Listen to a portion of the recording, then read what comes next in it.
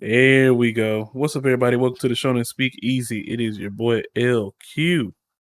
And it's Big Chill, aka Landon. You know what it is. What's up, y'all? It's Claude. And today we are finally going to go over the entire saga of Kendrick and Drake and J. Cole, if you want to throw him in there. Man. I forgot. But yeah, just going over the entire situation and giving our thoughts on the diss tracks, on who we think won and lost, and even if there's any weird speculative theories that we have out there, we can share those as well. I will say J. Cole did pick a good time to throw in the white flag. Absolutely. That's actually what I want to start with. I wanted to start from all three to just narrowing it down to the two. Even though I made fun of J. Cole for dropping out. Oh, I know I have many times, so you're not the only one. Yeah, and I'm not going to stop because I still think that 7-minute drill is terrible as a diss track. But I will say he bowed out with good reason. Because if I feel the way that I feel about 7-minute drill and the way that I feel about some of these other diss tracks that have come out, either he would have been eaten alive or he would have just felt awkward. And, you know, knowing the person that he is, I'm glad he's that self-aware. But also, it is kind of embarrassing that he was still able to be peer pressured into making a diss track that also didn't stand on much, to be totally honest.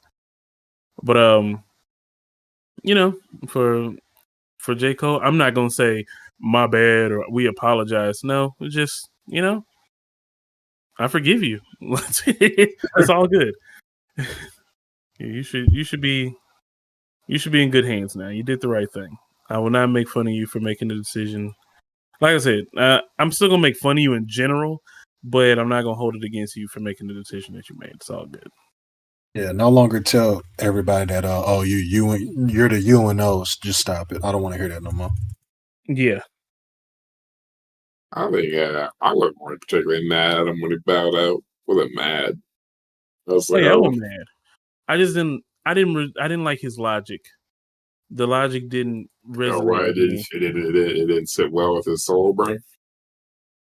No, just the logic of moving backwards, like the logic of I'm going to make the diss track, I'm going to half-ass it, and I'm going to give people what they want, even though it truly doesn't resonate with me or who I am. That just means your circle doesn't know you. That doesn't mean that you had to do it. Like, if we wanted to talk about a topic that I truly wasn't comfortable with, like if we want to talk about the legacy of R. Kelly, there's nothing that anyone is going to get. There's nothing that's going to get me to say anything good. And then if any cases, I'm just going to be like, yo, y'all can do it. And I'll sit out on this one because it's just not, there's somebody that doesn't resonate or sit well with me. Mm-hmm. It also shows that he succumbed to peer pressure very easily. Yeah. And that's the thing that kind of made me sad. That's actually the thing that I make fun of, but also I go back on and I'm just like, peer pressure is a real thing. Maybe I shouldn't just, trash it is that bad. It is, but I mean, if it drove you to do what you did, and the fact that not even a couple of days you couldn't sleep and stuff like that, I mean, you knew as soon as you press record in the boot, man, like you already knew, damn, I made a mistake, but you still did it anyway. Yeah. Yeah. Which I'm not gonna lie, that's the funny part to me. He was just we cooking now. Then he went to sleep and he was like, I was not cooking. I get all the time about drinking and stuff, and I'll just be like, okay, I don't give a damn, bro. Like, I just don't. Exactly. I remember you was conflicting J. Cole.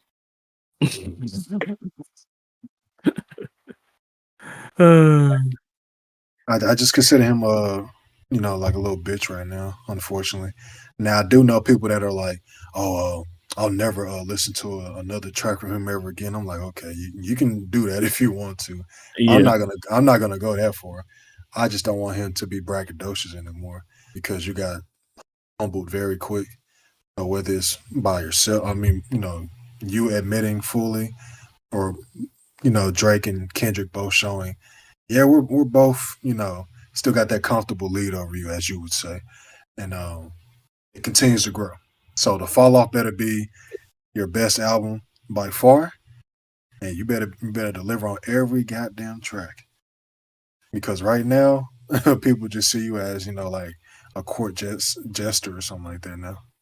Yeah, and that sucks. Yeah, for him. I don't know. I feel like there's other. I think some people honestly see J. Cole as the smartest person there. I'm gonna be real. Yeah, a lot of people do, but it's like it's retroactively. Hindsight's always 20/20, and of course, my criticism has stayed the same because it's just to me, I'm just like, you didn't have to participate at all.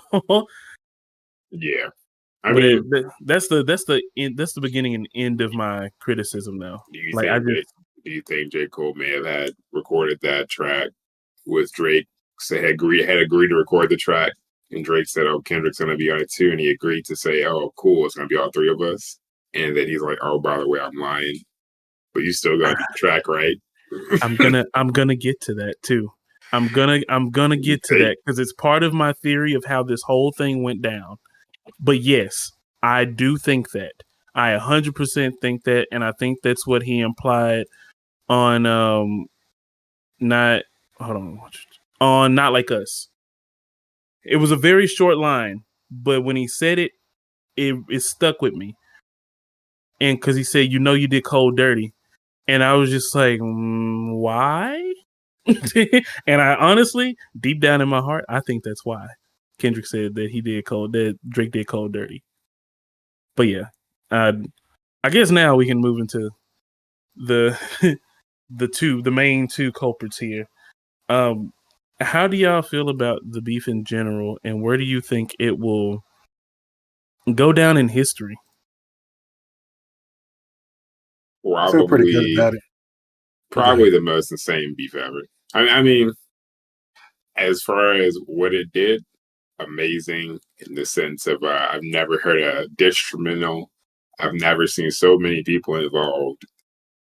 Also, just so many good tracks back to back. Mm-hmm. From the music standpoint, they recorded here. There's a lot of other standpoints, so I'll get into that later. But I think overall, pretty fine. Absolutely. Fine. Yeah. For the listeners. Oh yeah, of course. I mean, it has been, I legit don't think it was really that. I think it was fun for Kendrick for a little bit, but I don't think it was really fun for Drake at all. And I got more on that too. But I think I kind of agree with you. I think this will go down as one of the biggest beefs in hip hop history.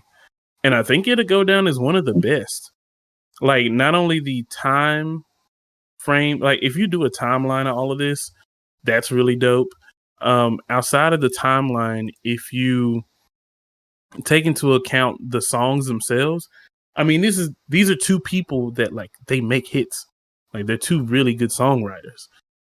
And with that comes like this very high expectation. But I also think because a lot of people are definitely living in the past, it also leads them to a lot of criticism. Because I was even bringing up to me and my own therapist talked about the beef when it first started, before Kendrick responded. And I said, I think a lot of people forget that like all these other tracks that have come out, all these other diss tracks that they come out with, or the ones that they try to compare it to, not every diss track was the hit. Like not every one was the big one that took out somebody else. Like there was some other trash tracks in between, or they were just talking and talking trash while they were on tour. So to me, this is actually like overall probably the best outcome, like for both artists, is just like they were prepared for the most part. Oh yeah, it seemed like they had nothing to do, bro. They were ready. Yeah, I say for the most part because I still have more detail on that too. But oh yeah, Landon, we can give you a chance, man. What do you think? I feel like this is probably the best beef we had since, of course, Jay-Z and Nas. But this thing has been brewing for over a decade or so. And the fact that we finally got both of them to basically just square up, basically, and provide, hit after hit. It was very entertaining to me. And the fact that a lot of people were viewing Drake as someone who wouldn't want to smoke or someone who would be like a little bitch or something like that. And he embraced it and definitely earned a lot more respect from a lot of people, especially like the casual fans. I would definitely say that both of them has raised their rep in regards to just how people view them both. And the fact that both of them showed their versatility and just kept going, after each other. And the fact that, the strategy, the biggest thing for me was the strategy of Drake drops Family Matters. And to take all the steam away from that, Kendrick immediately drops 30 minutes later. That right there is probably one of the most devious, things that I've ever seen in a rap beef. So regardless if you like both artists or if you're biased towards one, you got to admit that this is easily one of the most entertaining years, let alone, eras in hip hop. Absolutely. So now I kind of want to shift into actually breaking down the I want to go through the timeline of this beef, not the timeline that we know as hip hop heads, because we know this goes all the way back to Control, but just the timeline of the diss tracks and like rank them in the order that they released. Reminder, try to be as unbiased as possible, and then at the end we can basically say who we think is the winner, why, and honestly, if the strategy is what I want to talk about kind of last, because it's just such a big part of this. But I know people want to hear about the music, and I don't want to, keep them from hearing about the music. So we'll start with like that. Future, Metro, Kendrick, their strategy here as well, but we're like I said, we're gonna get into all that last. Claude, what would you rate this song from? You can do from a beef perspective and also from just a standalone song. What would you rank it or rate it? You about the very first one like that? Yeah. Man, this is so hard. I'm looking at the entire lineup. I mean, I like the song, but it's also funny because when you listen to the song, you really just forget and don't care about Future's part. No Absolutely. Shade. But like at least half the track. And also his second verse, like he flipped his delivery and he came in hard. He still don't be talking about nothing, but he tried. The thing is, had it been like, if it was like a song that had nothing to do with anyone else, you'd be like, oh, Future had a decent part on it. But then because Future didn't really participate in the beat later, it kind of, in retrospect, made the song worse because we're like, oh, this is about Drake and Kendrick. Mm-hmm. Why is Future here again? So for that reason, I'm not gonna. It was okay. It's okay. Now, when it first came out, fantastic, because we didn't think Drake was gonna respond, or I didn't think he was gonna respond, and there was no response. So like, thought it was pretty great when it came out. It was a fun song. As Kendrick said, it did kind of feel like a throwaway. It wasn't like that serious. Just called it bums. Hey, out of all the things that were said later, that was like pretty lighthearted. Yeah, I mean, but he also definitely took he basically dismantled Drake's album. Yeah, he took him out the big three and all that. Yeah, but I mean, all the dogs getting buried. What's a K? It's a K with all these signs. Pet's gonna see Pet Cemetery. And that was a bar. That is a bar. It was good. Okay, it was good. I guess, man. I just stopped listening to it after their last ones came out. I kind of forgot about it. That's fair. That's very fair. Last ones are way feel better. Like it happened feel like it happened 2 years ago, so I get it. Yeah, it kind of do. I rated okay. It was okay. Okay to good. If I had to, I'm gonna rate this. Are we rating just in general how you feel about the song as a standalone or in comparison to the rest? I would say it's as a standalone. Don't compare it to anything else. Okay, all right. But now, if you want to rank it 6.5 to as part of the beef, you can. I mean, we can do that too. But I would have to like give y'all a list of the songs so we can put them in order. Actually, I can do that. Actually, you know what? I have Complex's rankings of the tracks, and we can go over that one in a minute because their rankings, I just don't agree with. It wasn't really bad. I just don't agree with them. No, it was. Complex is garbage, but Complex is garbage. I just don't think that their ranking was that bad. I made my list like a day or two ago. I have to look it up on my text because one of the group chats I'm in, we had a little ranking and stuff. So if I find that. But they refuse to let me in because I changed the color of their bubbles. That's not a joke. Yeah, it's ridiculous. I get it. I get over. It's hard when the majority says it. You know, I'm the minority in that. So, but in regards to the song, as a standalone song, it's great. Obviously, the beat is amazing. And everybody likes to hear Kendrick. And unfortunately, Future, whether you like him or not, when it comes to like making, I guess, club songs or easily digestible songs or whatever, Future's your guy. I mean, he basically, he can just mumble and everybody gonna be like, oh man, and nigga Future, man, every single time, bro. So in regards to a standalone, it's fine for the whole public, the casual fans, and all that. And the way I feel about Kendrick's verses, it was basically some gunpowder basically, and it lit a fire for all these other tracks that came out or whatever.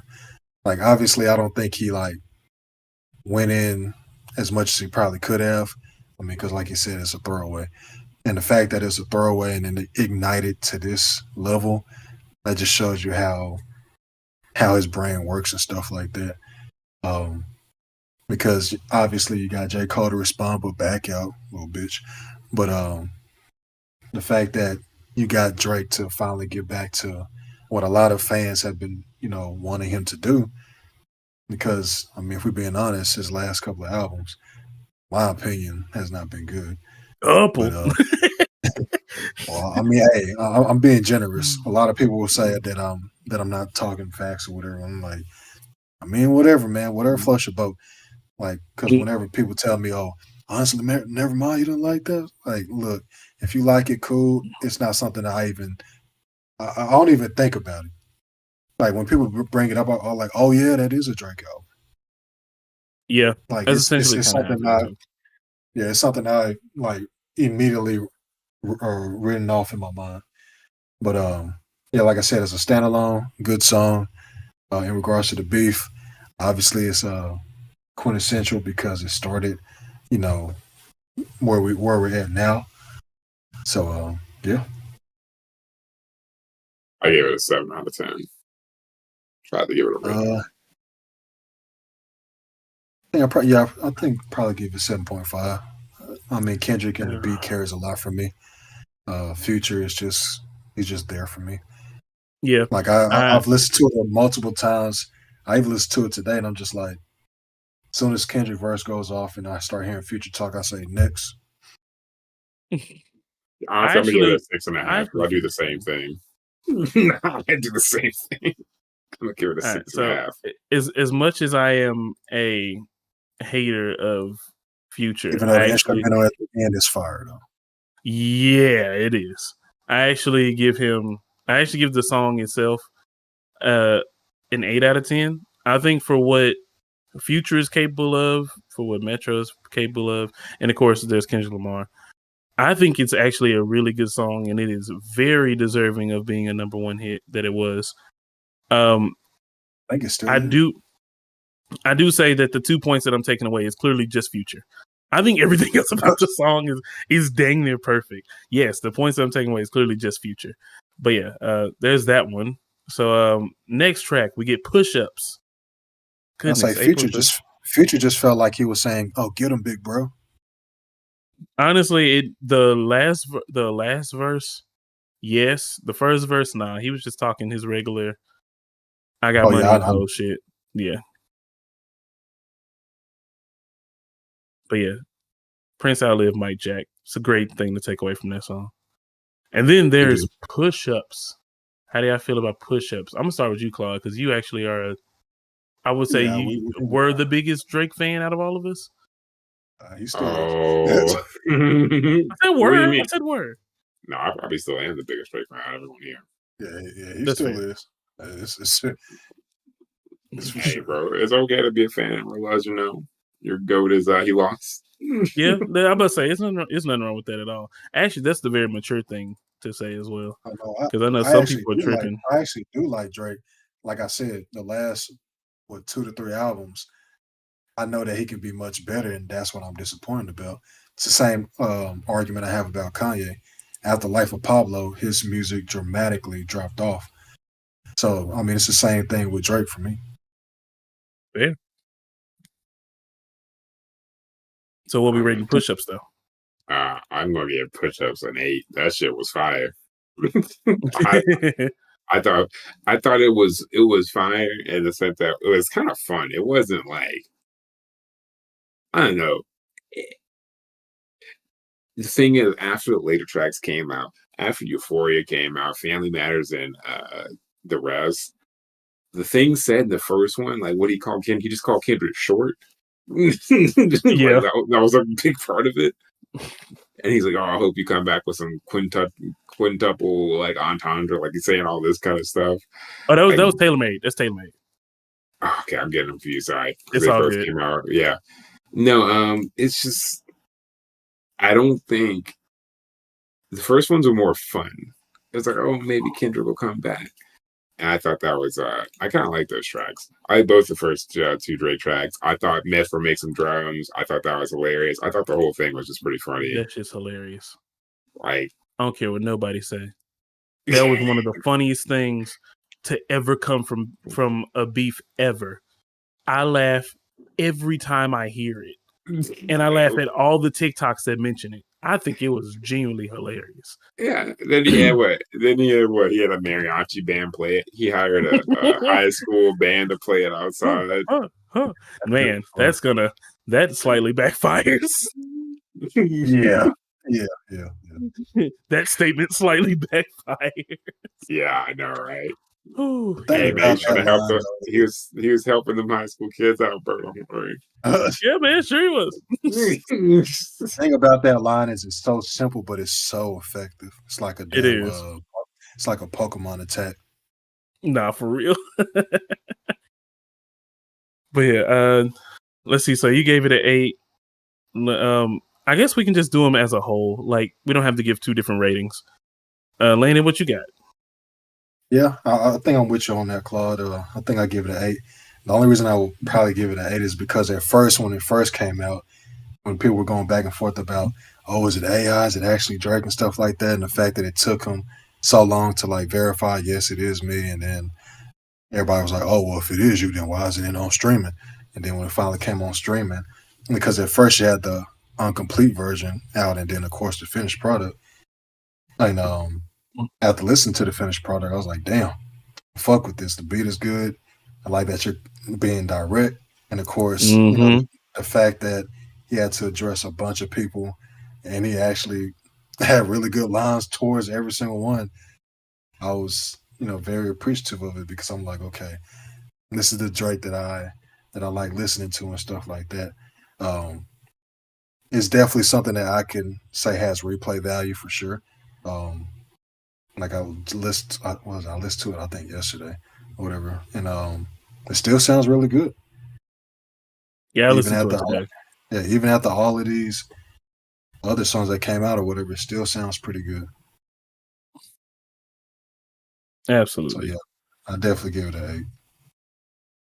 The only reason another reason I give it an 8 is because another song that came out later has a higher rating because I think it was his most complete. Nice. I give push-ups a 9. I think Push-Ups is, to me, it's, and I know that this is going to be the slightly unpopular opinion, I think it's the best diss track that Drake has besides Duppy Freestyle. I think Duppy Freestyle is a 9.5 out of 10, by the way.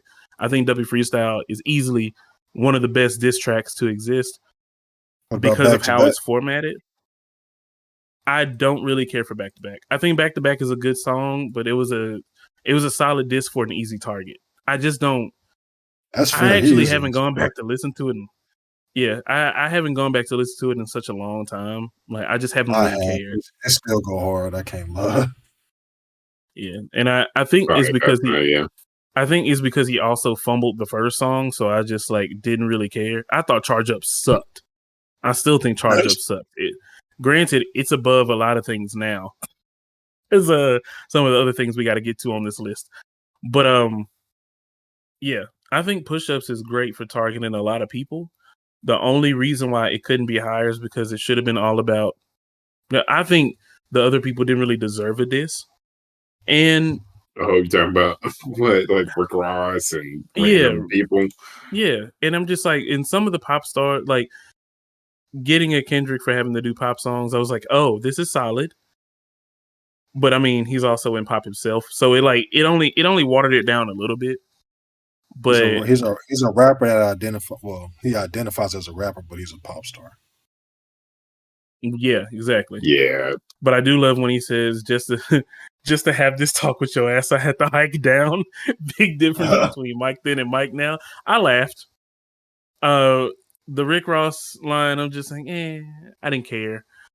But the thing I love about this track so much is that the positioning, like, it's me against the world, and I'm about to take all of y'all down a peg. And I just thought that was like really cool to do. Even though, like, anytime somebody says, well, Drake went 20v1, I'm just like, that's stuck in y'all head so well. And there's less than half of 20 in this equation. There's six people, and it's literally only 4 that mattered, because Rick Ross didn't make his diss track till after Push-Ups, and Metro just produced the song, so like he's not gonna rap respond. Who cares? Yeah. And even with Future's line was more like, I thought we were friends, and he just he kind of just went past it. He was like, I thought we were friends. All right, that's disappointing. And that was it. I listened to it again today, and I was just like, yeah, this is good. The only thing that I thought was kind of corny was the single cover, the size 7 men's shoe. I was just like, I laughed. The first time I chuckled. The second, now seeing it again, I was just like, okay, this is kind of lame. I'm not gonna lie. Yeah. But yeah, that's my 9. I give him a 9 for that. Taylor Made Freestyle. Oh man, I give that like a 5. Fair score. 4. Nah, I go 5. I'm gonna go 4. I don't know. I could. Hey, good enough for me. It ain't my song. Landon, what do you have any reason for it? I just think using AI is just fucking lame. Fair enough. Honestly, that ruined the entire song for me. Using AI Tupac and AI Snoop Dogg ruined the whole song for me. I don't care what was said. It could have been the most fire, which it wasn't. It was just okay, but it could have been really, really good afterwards. I just disagree with that entirely. But because what he said afterward wasn't complete garbage, I'm going to say 4. But if someone ever comes up and they like AI uses someone's voice in a diss track, like, I honestly want to give you a 0. But I think people would be like, oh, that's stupid. So right. I'm going to just say 4. All right, Landon. It's on you. Give it a 6.5. The one thing for sure is the fact that you're using a Snoop Dogg AI when he's alive makes 0 sense to me. But using Tupac, which is one of his most heavily influenced artists, was clever. It's a good strategy. I like the effectiveness of it because Kendrick has brought it up multiple times, and I feel like that was the one thing that really made Kendrick mad was, even though it was AI, which I do hate the fact that he used AI, but it was very effective because I do feel like it made Kendrick go to another level because, like I said, you can tell that it really bothered him or whatever. Whether it's just using Tupac or whatever, like it did something to him, and it provided us a lot of good music that a lot of people have been craving. So I understand you giving it a low rating, Claude, but because it inspired Kendrick to give us some more heat, which everybody has been begging for the last couple of years. That's why I give it an additional, couple of points. So, hey, fair enough with me. So, this this will be a slight shock to Landon. I give this a 3, and the reason why I give it a 3 is I'm going to slightly contradict myself, but then bring it back around. At this point, when Taylor Made Freestyle came out, I was legit worried about Kendrick. And it's not because this was good. It's not that at all. I was worried that he didn't really have anything prepared outside of that 4-year-old diss track. And I felt like he was like starting not to scramble, but he was starting to just like concern me with the time that he was taking because I didn't know what to expect. And like I said, I'm not going to sit here and lie to anybody and be like, oh, yeah, I've always had faith in Kendrick. I didn't. I really thought he was going to potentially fumble this. And I know that people are going to be like, what the hell? You didn't have faith in one of your favorite rappers of all time. I didn't. It's part of the development process. I live in. He wasn't the only one. I was like, damn, Kendrick, what the fuck, bro? Hurry up. Yeah, exactly. It was just like, please, brother, please get it together, brother. But that was that was like my main issue is just like I really didn't think he had anything prepared. So my concern was that this is gonna like if this doesn't get him to respond and react the way that I think he would usually respond, he's not gonna respond at all. Like I just was like he's just gonna back down and be like, you know what, I'm above this. And I was like, I didn't want Kendrick to take the high ground. Not because I'm petty and just love beef, but just in general with defending who he is as an artist. I didn't want him to take the high road, and I wanted him to come with something strong, even if it took a little bit more time. Because I had to do research on like how long other rappers' responses were in beefs. And I was like, oh, Ether came out like 4 months after Takeover. Oh, I don't care anymore. Like I was just like, oh, that's fine. I was like, okay, never mind. I got patience. Even though people were like, I remember DJ Academics was like, oh, day 2, day 3, waiting on the Kendrick response. And now that I didn't even care about. I was like, I don't give a fuck if this man put somebody on the clock. Yeah, nobody gets You're DJ Academics. Shut up. Yeah, DJ Academics is just, bro. I don't know why people listen to him. Because he's in the pocket. He's in the pocket of Drake anyway, so I can't take anything serious from him. Very, very true. I just don't like him. I don't like his opinions either. That's fair too. I like the fact that he is in the know. That's the only thing that matters to me. He is in the know enough to where I can find out, like, if I want to know something about a newer artist, I can get it from him and then immediately leave. I actually only disliked him when he went because he won the Fresh and Fit podcast. I was actually I forgot about that. He did also put his hands on a woman, so that's the thing too. But, yeah, and then it looked like he doubled down on it, so that's why I don't like him. As far as his music takes are bad too, but he's got info, so I can agree with that. He has some pedo tweets too that I saw not too long ago, so that also. Yeah, it was bad. Very disturbing. He met up with Drake's dad. It's understandable. Yeah, that's fair. So them freak ass niggas stay inside, man. But yeah, I think overall the song sucks. It's not good. There's nothing scathing in it. It's creative, but it's creative in all the wrong ways. And in the words of Anthony Fantano, Snoop Dogg is still alive and will do anything for money. You could have got him to rap this verse for real. So ultimately, I don't think he would have because it's respect. Oh yeah, of course, because he actually respects Kendrick. But I will say, for enough money, he probably would have gave a shout out to Kendrick in the middle of a Drake song. I think he would have. Yeah, I can see that. Yeah, Like I I don't. fuck with both of y'all, but hey, he paid me. I could see him saying, "You got to step up, cuz," and then just like, "You got to get in the booth, cuz. You got to step up for us, for West Coast," and then that'd be it. He probably would do that, and that would be it. That would be the money that Drake spent. But right? on from that one, because what did I get at a 3? Yeah, 3. Okay, a Yeah, 3. you All right, I had to said make sure my 3 was right. All right, Euphoria. What are we giving that? I'm gonna start with Landon.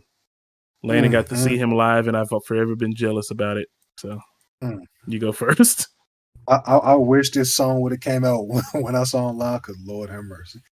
But Yeah, when I first heard this song, my goodness, I mean, I remember because I had texted LQ about it, and I was like, oh shit, this nigga actually dropped. I left my work meeting. Yeah, over here just to hear it. He said, "Fuck work." That right there shows you right there that it was just too damn good. You couldn't wait more than 5 to 10 minutes.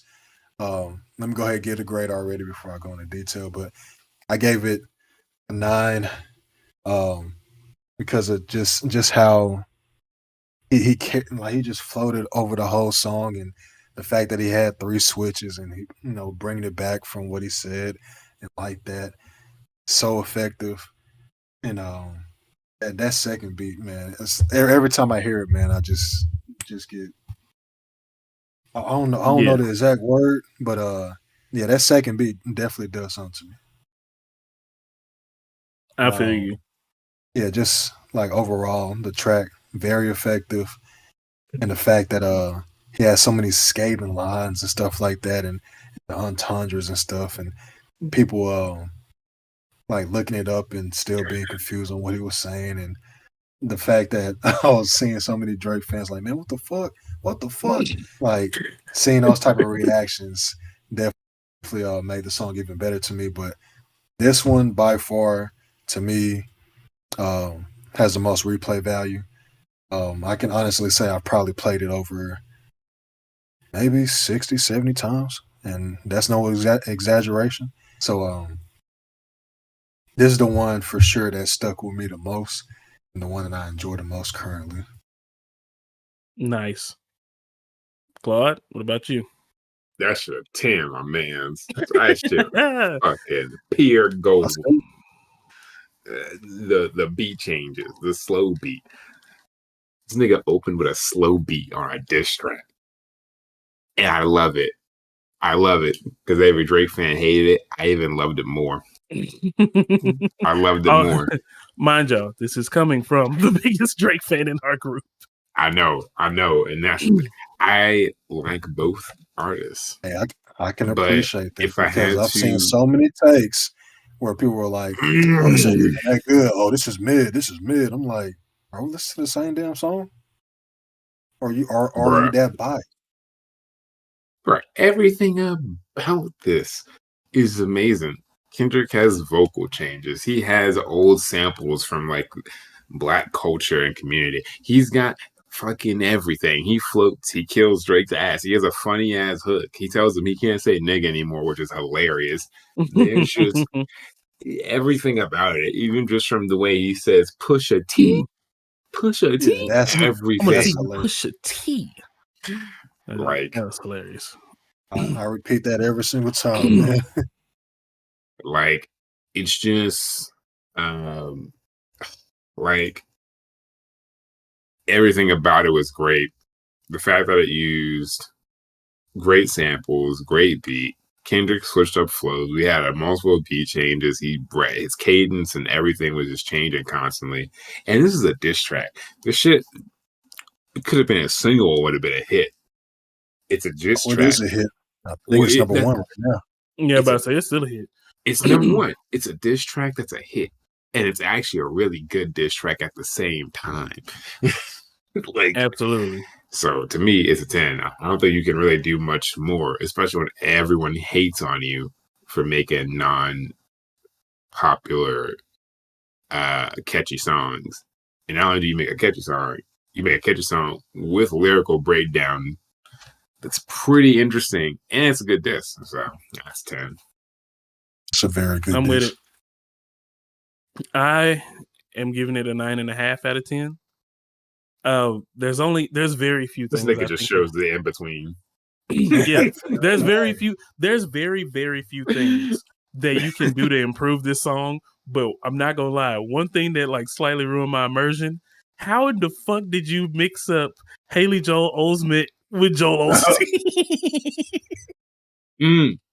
No. I was like, what the fuck?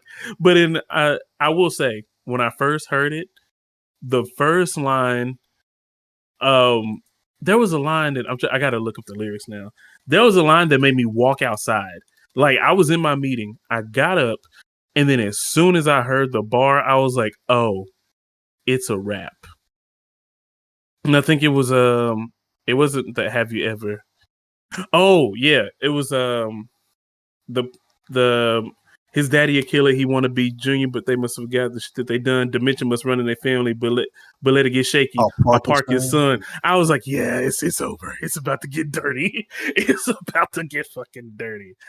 Because people were like, it's just a Parkinson line. I was like, no, you don't understand slang. I was like, if you park somebody's son, you stop them from moving, fam. Like this is a violation on many levels. So after that line, I was like, oh, this is amazing. This is gonna be amazing. And even the three ghosts left and two of them hugging and kissing on stage, I was like, bro, this is also randomly today, I literally just said the line "cutthroat business." You got shit twisted. What is it? The braids? I was just that shit. Mm-hmm. That shit was incredible. Literally the Haley Joel Osment, and just like I would say the fact that on re-uploads, and this is like a very nitpicky thing, but it is literally it messed me up at first. Re-uploads did not do Beat 3 well. It sounded very ringtone-ish, and it was like really bad. So the first few times I heard it, I was like, Beat 3 sucks. And then I went to Spotify and I was like, oh, Beat 3 is masterful. So it was just like, it had I don't want to have to hear something in a specific setting in order for it to be good. And like I said, I know this being kind of nitpicky, but it did need to be fixed for it to be perfect. Because at first I was like, I kind of get what they're saying about the beat, but I have to leave the top spot for other songs. So that's it for now. 9.5, very close. It's probably got I probably will say it may end up being like my second most replayed of the tracks that came out. Next up, 616 in LA. I'll actually start with this one. This is also a 9.5 for me. This actually has been the most played track for me personally. 1, I love Al Green. 2, I love that this is like more haunting in a way, but it's more haunting, but in a sense, it's also like not threatening. It's, to me, the best approach you can have in a diss track is like, I'm gonna little homie you and I'm a little bro you, but I also want to help you. And like the beginning of that verse, Off-White Sunset at the marina, fuck a phantom, I buy yachts when I get the fever, wine cooler spill up my white t-shirt, the sightseer, trifecta money, morals and culture, that's my leisure. I was like, oh, this shit is amazing. That first half of that verse, and that's not reading lyrics, I memorized that. That shit is hard. That's one of the hardest openers for a track I've heard maybe in the past 3-4 years. I love the beginning of that verse. Yeah, and then just like just diving into like being covered by his family. Basically, dude was just like, look, I got angels beside me. I take care of my family. I'm doing what I'm supposed to do. And I get to live this life that I want to live. Basically, I can live your life, but I can be a better person while doing it. And I was just like, that's a crazy way to like little bro somebody. But then when he got into, somebody is lying, I could see the vibes on Ack. I was just like, this is now diving into what I want. I love when people like, the thing that I think makes Kendrick an amazing songwriter, and I think he's one of the best, not only of our generation, but of all time. Kendrick knows how to put you in the, like, basically put you in a scene where you can see what he's talking about, feel what he's feeling, and you can feel the emotion he wants you to feel.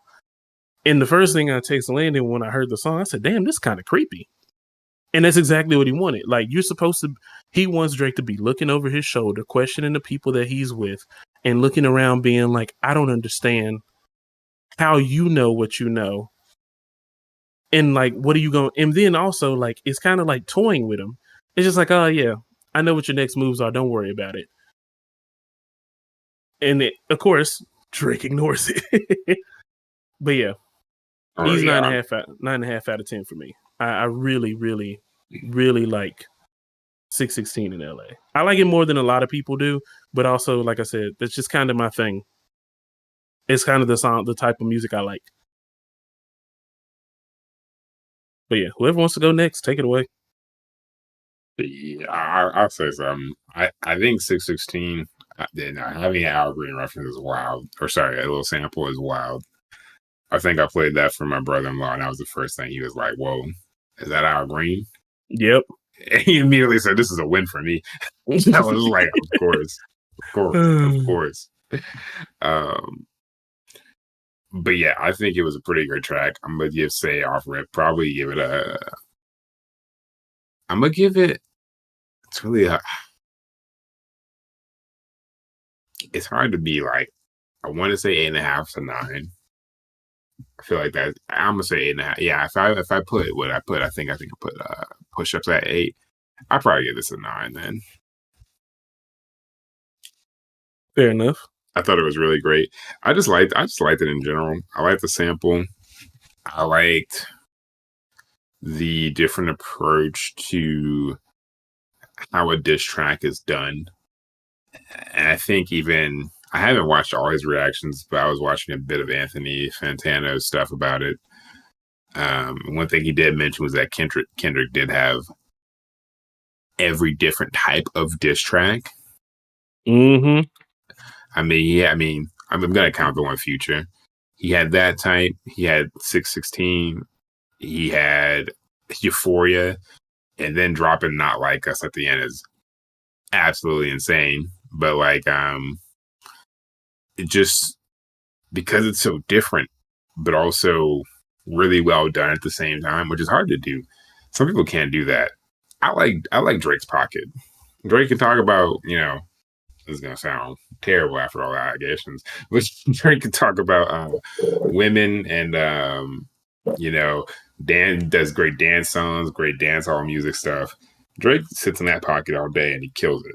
It's like Rick Ross and his Maybach beats. Yeah. Motherfuckers never changed and he probably never should. He's really good at it. If he knows what's good for him. Yeah, he's really good at it. And, so I think just being different right after Euphoria, I'm going to have to go to 9. Because at this point, I can't really because all these came back to back to back. To me, the other ones have to go into rating them. Yeah. Like, they're no longer isolated at this point for me. I'm with it. So, in regards to this, I had to give it, I think it's like 7 or 7.5. To me, this one I haven't replayed the most. I do like the Al Green sample because, we discussed this already. The fact of the many layers by using the Al Green sample and, the history that Drake family has with Al Green was very genius. Obviously, lyrically, Kendrick is always going to be there, but this track didn't have too much replay value to me. At least, like I said, I haven't listened to it as many times. I do need to go back and listen to it. But it was very effective. It definitely continued to set up, what we continued to keep getting. And the fact that he was able to predict all of Drake's moves and the fact that Drake still couldn't, ultimately gain, significant ground, I think that's why it was so effective as a song. Yeah. So, yeah, that's all I got to really say about it because I need to go back and listen to it again. It's been a while. Fair enough. I figured that I would be the sole person that really liked this song, to a point of where I rank it so high. But it's all good. Let's see. Next on this list would be Buried Alive Part 2. I ain't counting that shit, man. Okay, well, I got to count it. It counts, bro. It counts. Ah, If you were in a pine box, I would shovel dirt on top. I'll play this record on repeat. You always been a bitch to me. Wow, out of 10, nigga. All right. Yeah, I'm giving it a solid 2 out of 10. It's the worst one to come out by far. There's no competition. I mean, it's a parody, it's a troll, so therefore I don't take it serious. Yeah, I agree with the grade 1 or 2. Yeah, I give it a solid 2. His voice didn't even sound. I get it as a parody, but his voice didn't even sound entertaining to hear. That was the corniest thing ever, and that's this is after the AI voice, so that made it even cornier. I know, dude. The AI voice is better than that. As much as I hate AI, that was just a waste of time when he did that. Buried Alive. Yeah. So yeah, I just want to make sure we got a number on it. We don't have to explain it much. It wasn't good. For those people that didn't hear it, it is literally a parody of Buried Alive from Drake's classic album, Take Care. I was gonna say only classic. I wasn't gonna be an asshole today, but from his classic album, you're not wrong. But yeah, I know. I'll save that for later. But yeah. So he basically made a parody of the original song that was with Kendrick Lamar, and that's about it. There's nothing really else to it. But yeah, next up is Family Matters by Drake. So Drake technically did it back to back. Actually, it was the Buried Alive Part 2 was a promo for Family Matters. But anyway, I'm sorry, Claude. This one was kind of insane. Off the top, I think this is when we get into the part where I feel like the problem with both these songs was Family Matters and Meet the Grams came out within 15 minutes. But the problem with this is it is hard to verify anything said in this motherfucker. That's one of its biggest flaws. Now, do you think you could rank it still without and I only ask this because I want to premise this for other people as well. In rap battles, they say stuff that may or may not be true. That's and true. I mean, and you can't verify it in that moment, or people that don't know them don't care to. So, do you think it's possible for you to still rate it and not take that into account, like the information that was? Yeah, like if the information is true or not. Yeah, because I mean, in every battle, God, what was that one? They tried to make battle rap a pay-per-view thing, and I watched a little bit of it. I forgot what it's called. Had to be Smack. It just sounds like something Smack would do. It was pay-per-view that battle rappers, and I used to be more into battle rap. I haven't heard it in a long time. I think there was his name started with L. Was it Lex? I can't remember. Either way. Oh yeah, Loaded Lux. Loaded Lux. You know, there's a lot of stuff everyone said that he battled, that battled him, that just people battle in general just said that wasn't really true. Yeah. So yeah, if you do take that out, of that, like, take that into consideration, dude, this shit was great. I mean, I'd probably say, as far as throwing jabs, probably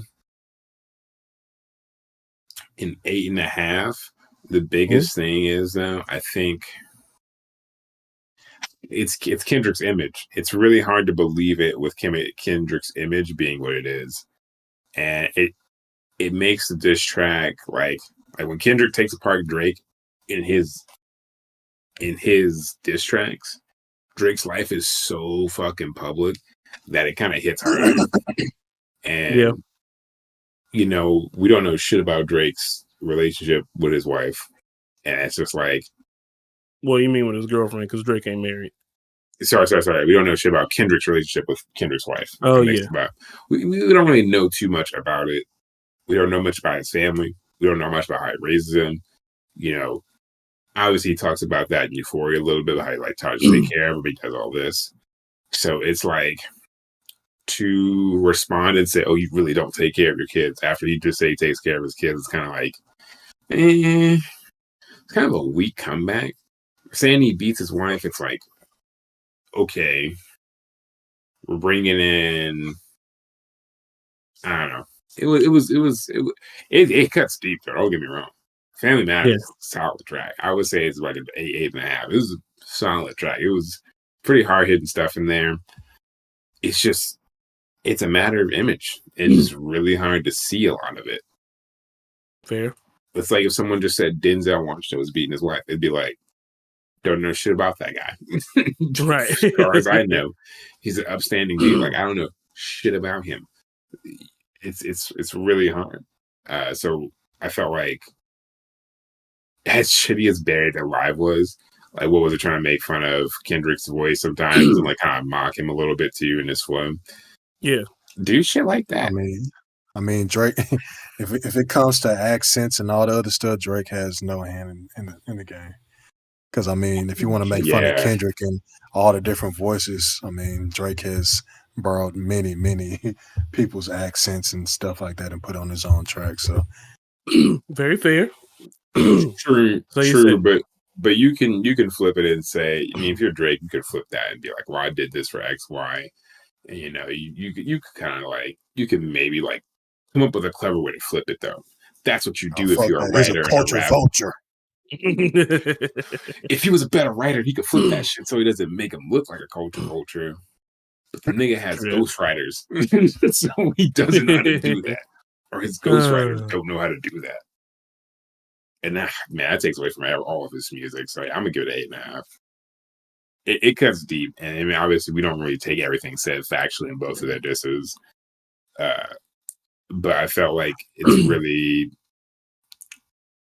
with, you know, it's like if someone said Drake's like, I don't know, if it was making fun of Drake for doing just something that you don't really see him doing, it's kind of lame. It's like if Kendrick went on Drake because, oh, he styles his hair kind of weird, it'd be like, oh, like really? Like that's what we're gonna go for him? Like we don't really see that, or you know.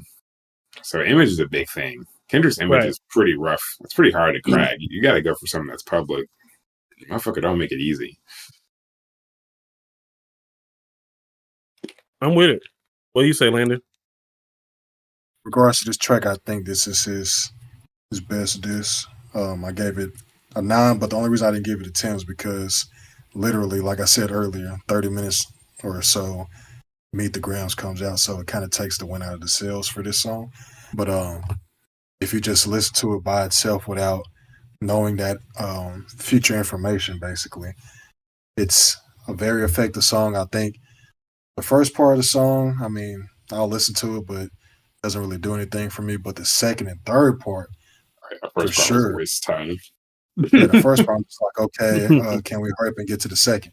The second and third part are the most effective parts, and it's the ones that entertain me the most. I think the one I like the most is the second part. I like the flow and the delivery, you know, off of it or whatever, and the beat catches my eye, you know, the quickest. Like I said, overall, I think this is his best one today, and it was the most effective one. But unfortunately, like I said, 30 minutes later or so, everybody was like, okay, I'm not even finished digesting Family Matters. Fuck it. Damn, Kendrick, can you give me a break for a little bit? So that's the only reason I wouldn't give it a 10. But I do believe that this is the one from this whole beef that has the most replay value for me on Drake's side, at least. Fair enough. Because I thought it was push-ups at first, but when I kept going back and forth listening to both, Family Matters for sure has more replay value to me. That's crazy, man. I thought Family Matters and Meet the Grams are both too heavy. I can't replay those. I prefer to play push-ups more. I'm with that. I understand it. Yeah. For me, I give Family Matters an 8. I actually don't think this is his best, and there's a few reasons why I don't. I think these beat switches don't really work well together. I do believe, though, this is Drake, like this is what Drake was preparing for. Even after like that, this is what he was building up to. If Kendrick responded to anything, so I feel like this was his red button because he kept talking about a red button. I feel like this was the red button. Yeah, and that's part of my problem with it, but that's also part of like what made it enjoyable. I think that he wasted time going after the other guys again. That's my biggest detractor from this altogether. I knew it was going to be that. He did waste a lot of time with them. He wasted so much time. Like, even the crazy part is he doubled back. So he mentioned the first verse, of course. He talks about Day Free. And then he goes to mention the ASAP Rocky line it was accurate. Like, you make mid music and you went and got yourself a lady and now you got her pregnant. The only reason, like, if it wasn't for him dissing Drake, I literally thought he quit making music. So I'm with Drake 100% on that one. Allegedly, he's coming out with an album very soon. Oh, I won't listen to it. But I think that there were some things that really worked out well for Drake in this song. I didn't watch the video the first time. I did on like the third listen. I just wanted to take all the lyrics in. I do think that there's parts where he misinterpreted Kendrick, and that just that made me feel over part. That was the other part there. I was like, oh man, because I was just like, bro, you're not smart enough to pick up on you're not smart enough to pick up on your own insult to counter it, and that's kind of what made me sad for him, because I was just like, bro, the whole thing about you being you were called a white boy by Rick Ross that was not supported by anybody else. Were you called a culture vulture? Absolutely. And you don't respond to being a culture vulture or being called a culture vulture by saying, you married a mix. You have a mixed girl. And it's like, oh. And also that slave line was bad too. That slave line was god awful. When I first heard it, I actually turned the song off and I said, wait a minute, did I hear that right? But I was also listening to it while Kenzo was asleep. So I was just like, okay, let me not get too vocal about this right now. But I was just like, this is what you got for us? All right, bro, you go ahead. With those things being taken away, I genuinely was just like, it's 8 out of 10. It's still good, but there's nothing about this song that just makes me go, I gotta go back. Like, I gotta go back to this, and two, this is definitely what is gonna take down Drake. Like, this was gonna take down Kendrick. I just didn't feel it. Like, I felt like it was good accusations. It made him look bad, but that's like, it makes him look questionable. But once again, it's hard to put chinks in the armor that hard. Dude, yeah, no, that's the thing. But I did forget about the Mother I Sober misinterpretation. That's in the hard part 6. This one is just this one is him not understanding what the critique coming from Kendrick was. Man, it's been so many songs, man. It's easy to forget. Nah, for real, it is easy to forget. Yeah, so next up, we finally get to the fastest response we've ever seen in the history of rap. Oh, damn, sure. Bro, you could have listened to Family Matters twice and this would have been out. Exactly. That's what was scary. It was out. Like, I didn't even finish the song and I got a notification. And I was like, there's more? Like, what happened? Yeah. So I'm sorry with you, Landon. You give us a score on this one. Okay. Yeah, for Meet the Grams, I think I have to give it an 8.5, trending to a 9 maybe. Because like the beat itself is very haunting and it's very jarring. Like when I first heard it, I was like, damn, Kendrick, what the fuck? Like I had to start praying just because of the beat. But just in regards to like what he was saying and all the accusations and stuff like that, like I said, it just took the wind out of this nigga's sails. Like if I was Drake and I was playing that after dropping Family Matters, be like, I bet got that nigga. And then immediately hearing that, I would have been like, damn, what the fuck? And the fact that the main thing that he was caught up on was about the daughter and not immediately addressing the pedophilia towards him, but inside his camp and stuff. I'm just like, bro, Yeah. like, and then he talking about, oh, if someone can find my daughter or whatever, I'll come work for you or whatever. I'm like, okay, you're not addressing anything else though. But yeah, this is not the problem we care most about, sir. We I will say, I don't give a damn if you have another child or not. Obviously, I don't want you to be a deadbeat. I don't want nobody to be a deadbeat. But if you're over here messing around with kids and stuff like that, yeah, you need to bury yourself under the jail, nigga. Like, that's something that I do not tolerate whatsoever. So, just the delivery itself of that track, oh my goodness. I remember listening to it the first time. I was just like, Kendrick, he's already dead, bro. Like, you got to chill out. Like that. That's just how I felt about the song. Like, it was just so jarring, so haunting, and I remember it was a streamer that said he had like nightmares about it because of how the beat was or whatever, and I can see that because like if you're sick enough to just have the instrumental playing, like that just shows you how effective the beat itself. And then when you add the lyrics on top of it, it is very effective, and it basically toned down all the noise and stuff like that came from Family Matters. It was a very effective song, and it's something that I definitely don't play a whole lot, but I do remember like how I felt when I first heard it, and absolutely, I for sure was like, damn. Whatever Drake says after this, he has to. Obviously address the pedophilia first, but after that, you have to come with something that is even more jarring than that, and I'll go more into detail when we get there. I'm with it.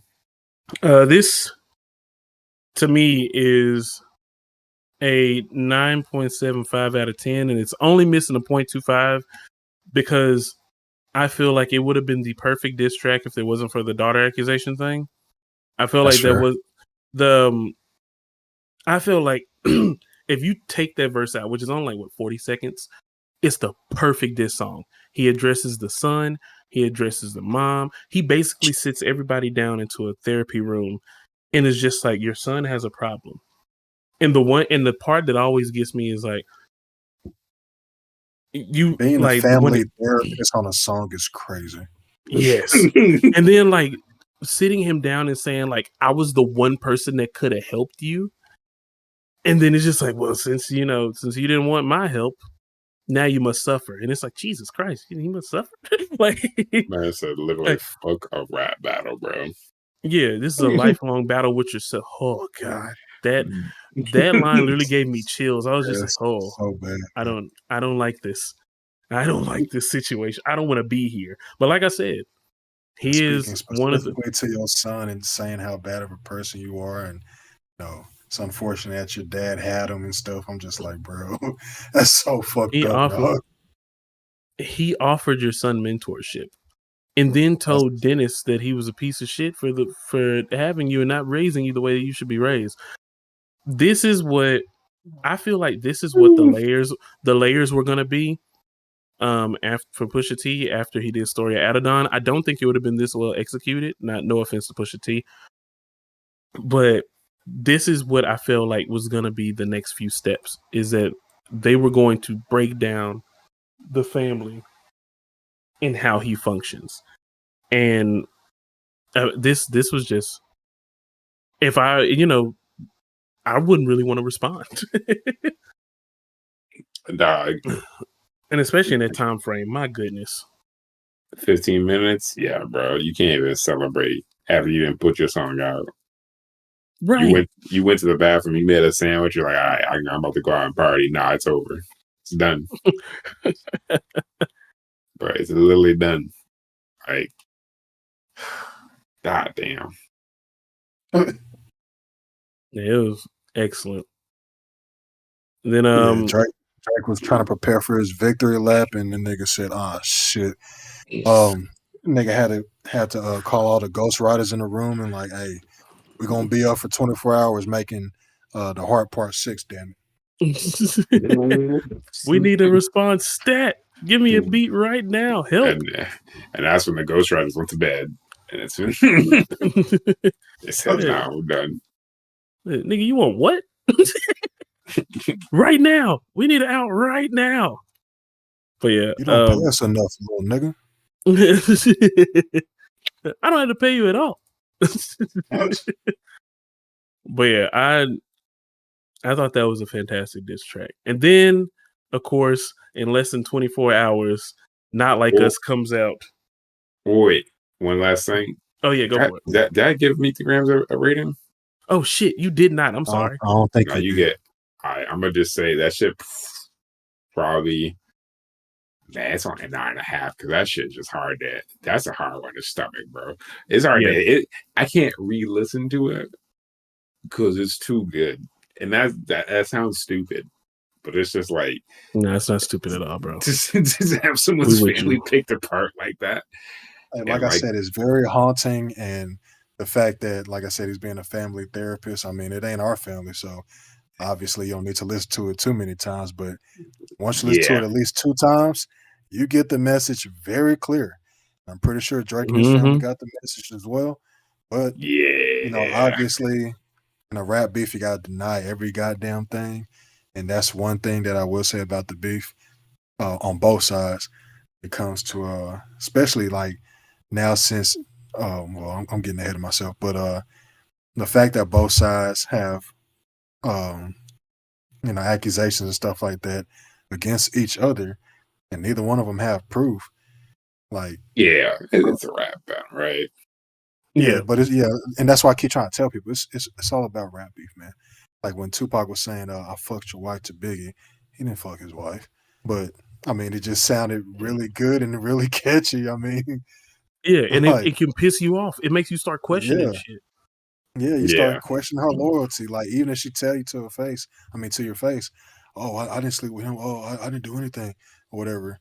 Like, you still gonna be looking side eye like, damn, she might have fucked funky bitch. You raggedy bitch. I kind of have to agree with that one. Honestly, if we take out replayability, which is part of my rating, but if I had to take it out, this probably gets a 10. This probably gets a 10 if I had to take out replayability. Yeah, I can finally replay it now. It took me a while. I was replaying it for the podcast, and I was just like, I can finally listen to it in peace. And because I remember you was texting about you was like, I need some time to to. Yeah, that shit was traumatizing. Or whatever. Yeah. Like especially like things I've gone through in my life. I was like, this is traumatizing. I don't want anything to do with this. And then it finally got to a point where I was like, okay, we good now. We get you. And I will say, to Drake's defense, with regards to addressing the daughter before the whole child thing, the pedophilia thing. I mean, one, it's a rap beef, but two, all the articles actually focused on the daughter first. They actually cared more about that than the child accusations. I will say. Yeah, they did.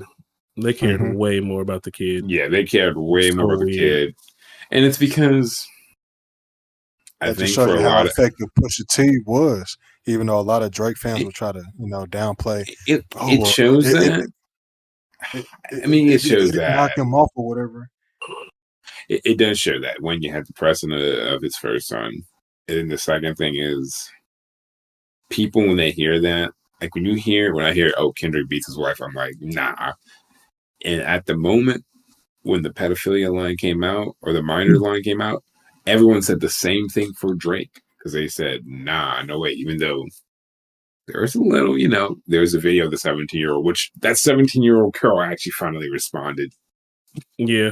Only thing is, who gives a fuck what she thinks? She's that's the thing that sucks. It's like, who gives a fuck what she thinks? That's the problem. You were 17. Honestly. Well, she's 31 now. She's 31. Yeah, but I'm just saying in general, like in that situation, you were 17. Who gives a fuck what you thought at that point in time? Well, she pointed out the fact that Drake didn't pick her out. his entourage picked her out, and that's a big which part is of a it. point for Kendrick because of the people that's around Drake. It's Oh, a point for let's go Kendrick. Get that. Let's go look. Let's It's go also get a point that for young Drake, looking though. girl over there. It's a negative point for Drake's branding. Yeah, and I also feel like it is a point for Drake. And before I get too deep into it, I will say no matter what, it's still not a point for Drake in his defense, because this is a comment that I made in regards to R. Kelly. It doesn't matter if you send me a group of the finest girls on earth, the moment you tell me that they're honestly, at this point in my life, they're under 21, I'm not interested. Right. They can be walking around, they can be parading Megan Thee Stallion bodies all the way around. Fat asses with titties out and serving alcohol. The moment that you tell me, or the moment that I know that they are not of age, or they're not of an age group that I'm willing to date in, it's a wrap. You can leave. No, I get that. And the thing is, he didn't know her age until after they hugged or whatever they just said. Yeah, the hug was fine. No, nobody is ever going to criticize somebody for hugging. But you kissed her 3 times and then said, your breast felt great on my body. Exactly. That's the part that gets me. He says, "Oh, you're thick.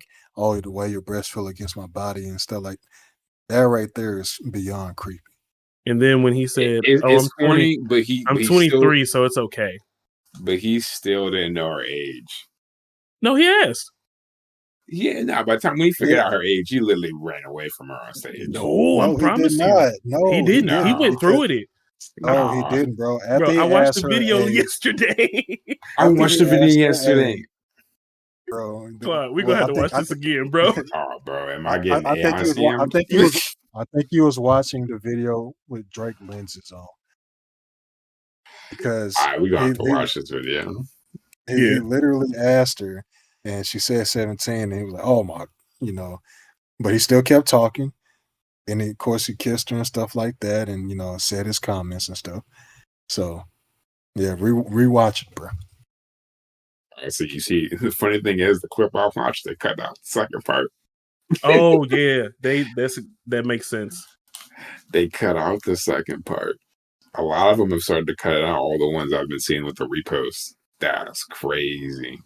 Well, hey, that's what happens when you're a Drake stan, bro. You get Drake stan content. You want to know what's even worse? He's done this more than once, right? You see, I didn't know. I have the other concert video. She's clearly under 18, but I mean, he does more. It's more playful flirting, but he still like nearly kisses this girl, and I'm just like, brother, my brother in Christ, slow your roll, man. Yeah. Oh no. I have to watch this. What's it called? That child looks like she's 15. Yeah, exactly. That's why I was just like, people keep talking about she. They talk about the first one, and I'm just like, nah, bro. Because I thought I was gonna ignore it too if he didn't know her age. Because the same thing would happen with Akon. Like, I'm not gonna be mad at Akon for. I mean, you can't be Akon situations way worse. Yeah, because she had a fake ID. Yeah, but it's like you still can't be dagger dicking random women. But yeah, I'll stop there so we can continue with the songs. But did we all rate? We all went through. Yeah, I think I gave it a 10. We all have. No, yeah, 9.5. Yeah, it was really good. Really good. Then next is Not Like Us. The crazy thing about this song is this shit dropped right after I got done hanging out with Claude. I got in the car. I literally got in the car, looked at my wife, and said, "What the fuck?" And she said, "What?" I said, "Kendrick just dropped again." And she said, "Again?" I said, "Again." Man, again. This is the easiest 10 out of 10. Yeah, I think that's across the board. That's a 10, man. Bro, you can crip walk all the way down the street to the song. This is a definite 10 out of 10. This is a 10 out of 10 for sure. Bro, I was listening on the treadmill today, and I was like, damn, the beat, the bass is just right. The beat, overall, obviously, is nice. And just the catchiness, man. Like, it's just so many parts of the song that's so catchy. What? Like, I'll fuck him up. What? I'm gonna do my stuff. Man, every part, bro. Also, I feel like with music, honestly, the A the minor part is memories. one of the best. All right, 100%. I don't know, man. When it comes to music, man, the climate that you heard the song in influenced it. Like when I heard certain songs in high school, in my mind, they're still awesome because I probably thought like a high schooler when I heard the songs that tell to high schoolers. This song's climate was amazing. He just killed Drake. He just did this. He's on a rampage, and then this song drops on the weekend. On the weekend, people had this. I don't live in LA, but I wish I was in LA for just that night. Real. For just that night. Just one night. I've seen so many clips going around them in the clubs, them just on on the street itself. On release day, bro. On release fucking night. Gang members over here reuniting off of this song, man. Like I've never seen LA more united after this song came out. Right, it just blew my mind because I think he released it at like 10. It was late. It did, bro. DJs already had it mixed into their set. They already had it. They said, "Oh, bad. I'm playing this tonight." And this was one of the coolest victory laps because even the first bar, he knew it was a victory lap. Debo, any rap nigga, he a free throw. Man down, call the ambulance, tell him breathe, bro. This shit, it's a fucking rap. Me and Dalen rode in silence when this played. And it's not because it's not great. It's a fantastic song. But it was just like, yo, this shit really happened. Like, that's all we could really think. It was like, this shit really just happened. Like, it felt like, I know people like always concerned about like calling things too early or like, no, this is what a classic diss track feels like. We are not, we're in the midst of something that we're in the midst of a big moment. This was dope. Everything about the song was fire. And I love that people were still complaining about, like, some people were just like, it's not all that. I'm like, okay, sure, man. Bruh, every poll online, every club videos from LA, New York, everywhere in the goddamn country was jamming to this on release night. Yeah. So y'all can say you say you don't like it or whatever. Man, I'm a Drake fan, but y'all dick ride motherfuckers are crazy. And that's the one thing that has like taken some of the beef out from me, like just in regards to hype. There's just too many biased takes on both sides. I'm just like, bro, if someone comes out with a good song, man, give it credit, move on. Obviously, you want your side to win or whatever, but for you to say, oh, it's mid, oh, this sucks, like he didn't say anything or whatever, like, it's just shut the fuck up, bro. I don't want to hear that shit. Yeah, like, let's be real. Meet the what's it called? Family Matters was a really good diss. Yeah, it got overshadowed by what happened. Releasing it to me, had Kendrick release all this. I know we talked about Ether and all that. What took 4 months? Yeah, but to me, that matters. The fact that he released all this back to back within a singular day, hell, within a weekend, it just adds on to it. It really does. It influences how you feel about a song because everyone thought Drake had won this shit when Push-Ups came out. Because he was on that Metro, Shut Your Ass, Make Up Drums. He was talking about Taylor. He had all kinds. His 2 diss tracks were just running it through for weeks. Nah, for real. And it was like he wasn't gonna have much competition. Exactly, and that matters. It's like, it's taking some time. Like, time matters, timing matters, all that shit matters, bro. Motherfucker killed this man when he was on the ground. Like. But yeah, man. Multiple DJs must have just been reaching out to Kendrick too. Just throwing beats at this motherfucker. Had to. Like, who Drake gonna work with? Just 40 now? Yeah, go ahead and get him from me too. Get him from me. To be honest, does Drake even want to work with 40 anymore? That's how we found out about the first kid. Pusha T said it himself in an interview. All that pillow talking from 40 ended up getting him got. It's true. Yeah. I mean, but at this point, there's some more kids, right? So let's hope not. Because the article I did find about the whole daughter thing, Miami or something like that. To a Jamaican woman, and he actually volunteered to pay the $15,000 a month child support until the paternity test came in. How the hell you gonna volunteer? And the crazy thing is, after he volunteered to pay that, like, they never talk about the results. We truly don't know if he's still paying that. So that speculation alone just like adds a little bit of add a little bit more, not merit, but it does make it very concerning. Drake's too public, bro. It's too easy. It's too easy, bro. It is. It's way too easy. Like it adds weight to every one of his punches, bro. It really does.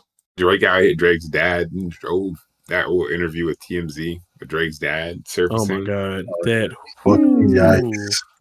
Like I don't know shit about Whitney. I don't know where that bitch. I don't know where she at.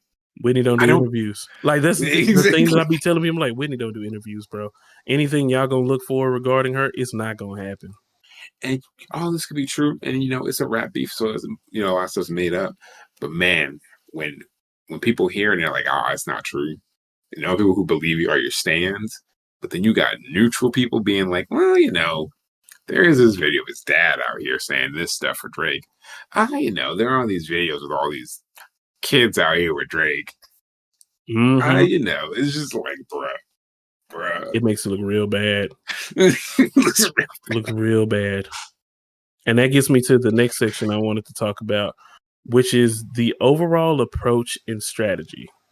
And like you said, hearing it, the moment that you hear it in is big. And I want to expound upon that by saying there's a way that I think this entire thing played out. And if y'all are willing to sit through, I say very slight theory. It's not really theory. It's more so just having an understanding from the things I researched. What about the hard part 6? Oh yeah, we'll bring that up after that. But yeah, I mean, hey, we came off a 10 out of 10. So did we really have to talk about the next one? But we will. Fair enough. The hard part 6. Hey, you brought it up, Landon. It's all on you. Okay. So like this track or whatever, obviously we knew he was gonna come back to deny all the allegations because you would be dumb as fuck if you didn't. Because if you was quiet and everybody be like, "Oh shit, are you really a pedophile? Are the people in your camp a pedophile?" So obviously we knew he was gonna come back, and you better have, and deny all the allegations and stuff like that. So in regards to this, it sounded like it was more defense. And look, I'm getting kind of tired of having me and my ghostwriters up all night. I'm trying to go on vacation, so please let this be the last response. Right. But he also tried to flip it and say, "Oh, you look so desperate if you respond." Yeah. You can do whatever you want, bro. I'm not saying anything else to you because I'm tired. Yeah, he literally said this was fun. I can motivate you, whatever. You could tell that. Yeah, this is it. This is the last song. He's gonna double down and say I'm out, and that's cool. I mean, hey, you gotta say you're done. I do give him kudos for naming it the hard part 6. I didn't know if he had that shit was good. Yeah, that was a good move. That was strategic as fuck. That's probably the best thing about this song. It is. It really is. Yeah. Because we already know the worst part is misinterpreting lyrics. Yeah. This man clearly didn't listen to your opponent's music. Yeah, mother eye sober, like, come on, bro. What the hell are you talking about? Kendrick did not get molested, bro. What are we talking about? Right. But that just shows you, like, a lot of niggas just want to hear what they want to hear. Like, you can, True. and that's why Mr. Morale went right back into the, I think the top 100 or whatever, because of niggas listening to Drake misinterpret that whole song. I wouldn't be surprised if that Mother I Sober enters the top 100 or something like that, because a lot of people are gonna be like, okay, what the fuck did Kendrick say on that song? Hey man, it entered the top 10 on Genius. So yes, There you go. It's already happening. So yeah, that's one thing I can say, that both of them did help each other in regards to getting up the tracks. It's not like they really needed it, because both of them are like two of the biggest artists in the country. But Absolutely. But it is nice to see Mr. Morale starting to get more appreciation, because when it first came out, people were like, "Oh, this is mid. Oh, you made us wait 5 years for this."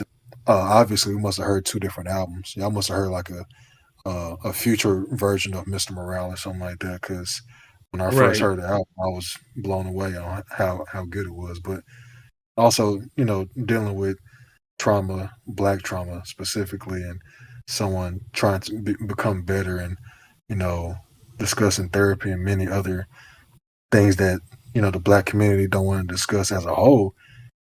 And obviously you're going to be like, oh, this is mid, oh, I hate it, fuck it, where's the DNA song, or where's Humble? I want to turn up, I want to ignore all my problems. We're all adults, we all go through stuff, and it's time to address that shit. Can't always turn up and drink and shit and avoid life. Life gets difficult, and people just want to put everything on the back burner, and before you know it, you overwhelmed, and before you know it, you're either hooked on drinking or pills or whatever is your vice. So just saying people show more appreciation for this album. That's one thing that I can take away from this beat that I really have thoroughly enjoyed. Absolutely. Now, what did you rate the Hard Part 6? Did you rate it yet? I did not rate it. Because of the delivery, because of the way that he's trying to like bait Kendrick to quit because he wants to quit. I can't give it anything higher than a 5. Oh, that's nice of you. I gave it a 4. I think the beat is the strongest part about it. Everything else pretty much sucks. Misinterpreting lyrics. Yeah, basically not taking your opponent seriously is the biggest no in rap music.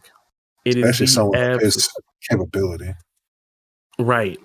And to me, that's where he failed the most. It's like, you didn't take this man seriously, and you should have.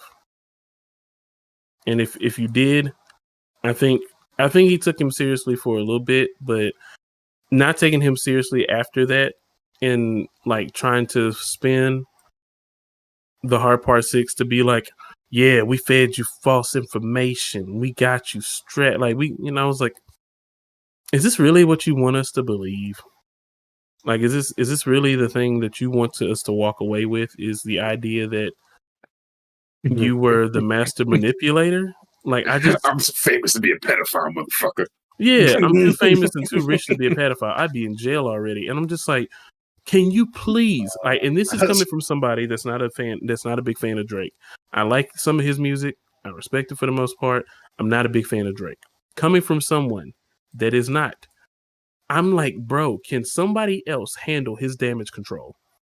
I'm just like, please, dear Lord, someone tell him to stop.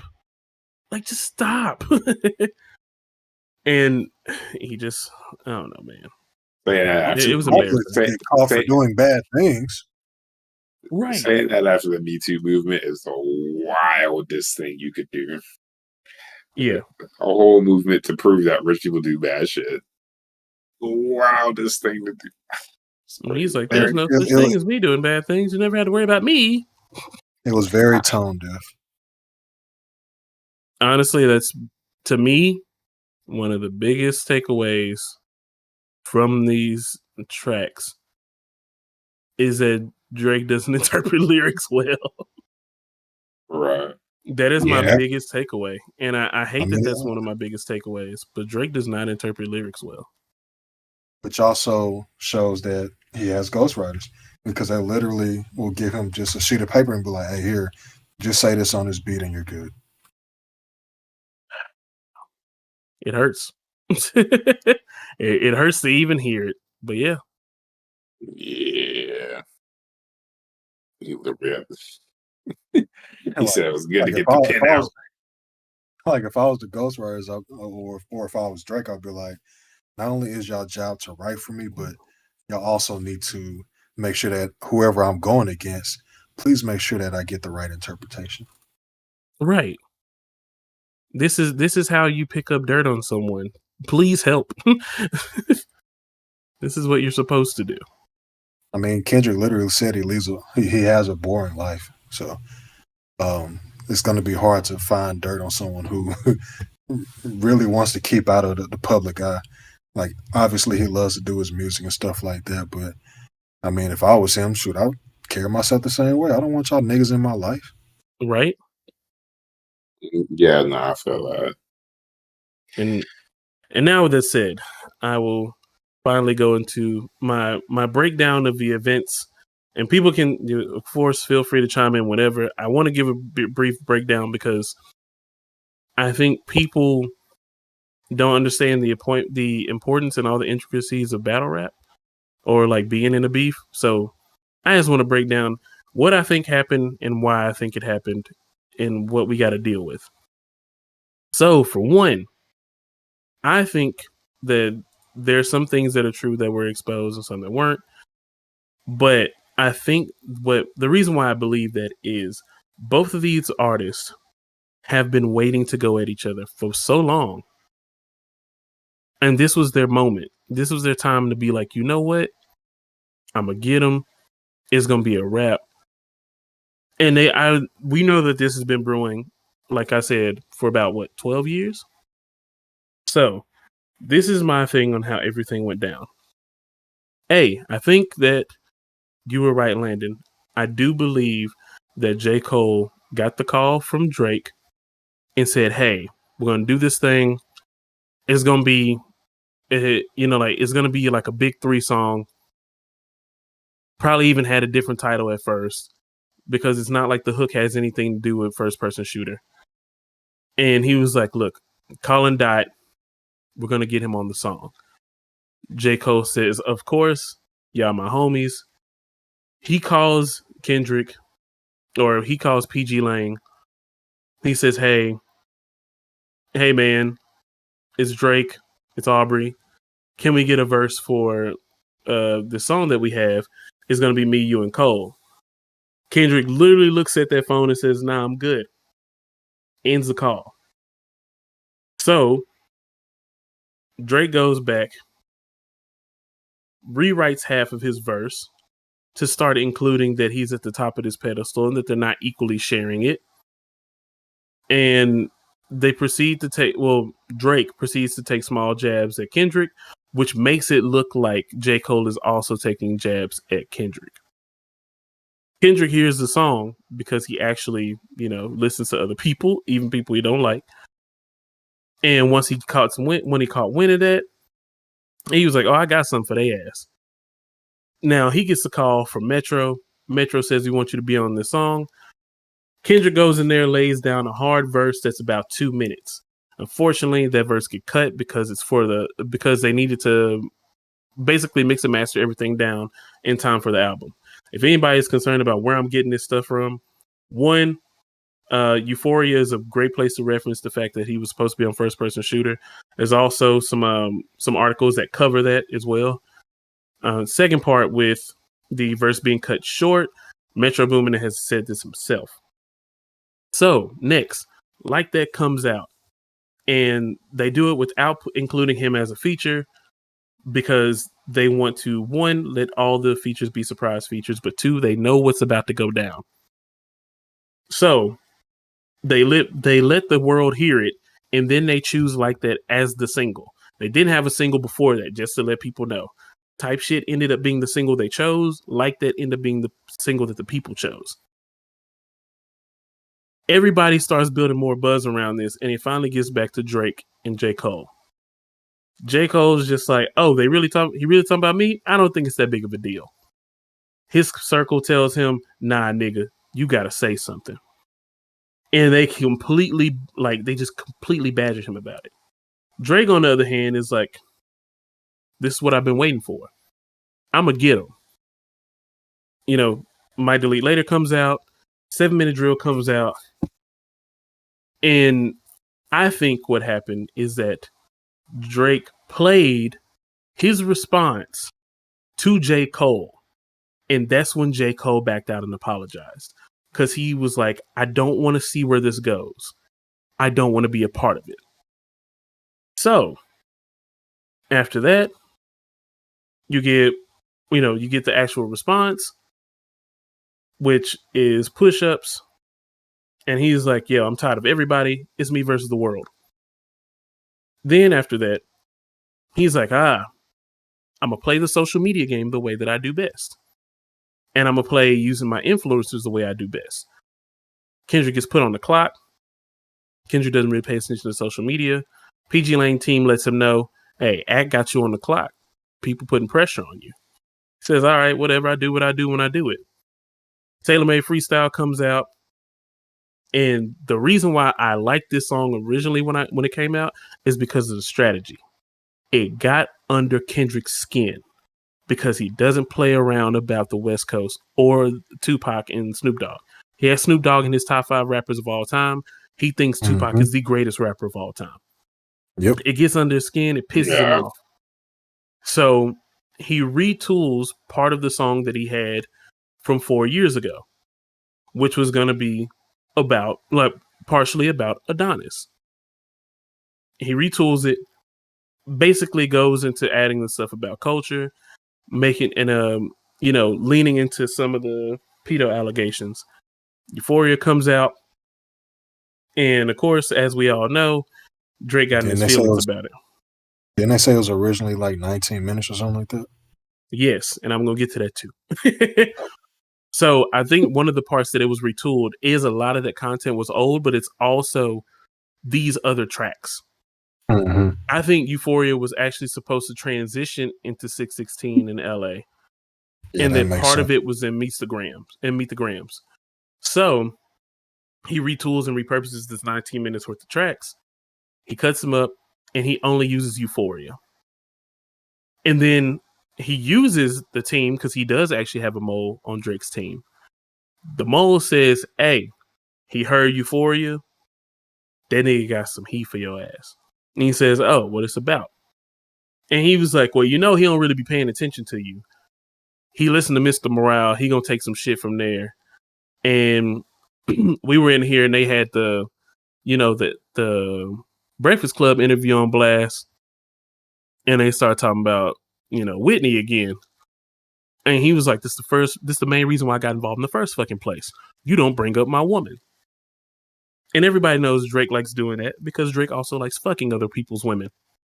But that happens. And he says, you think he got any suspicions of you? No.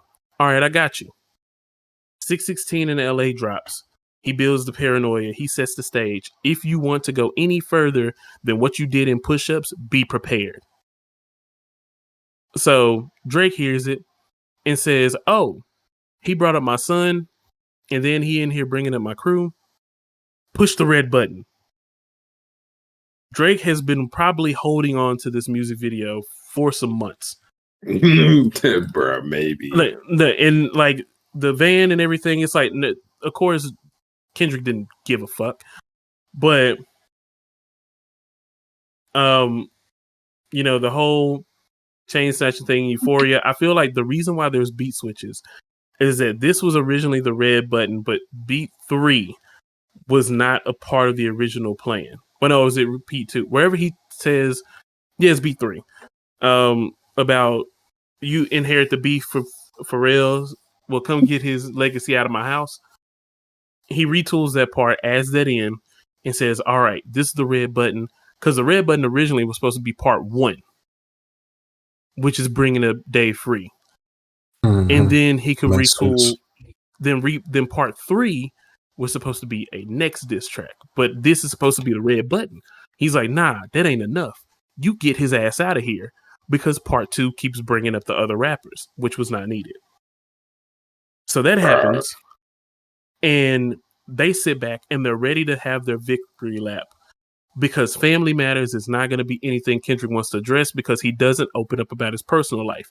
That was the key. Is to try to get Kendrick to either be on the defensive, which they didn't want to. I mean, which, no, like I said earlier, no battle rapper wants to be on the defensive because they got to stay there. If Kendrick got on the defensive, Drake would have declared victory. He would have ran a victory lap. It would have been over. But no, Meet the Grams drops 30 minutes later because Kendrick already knew the contents of Family Matters. But he knew the contents of Family Matters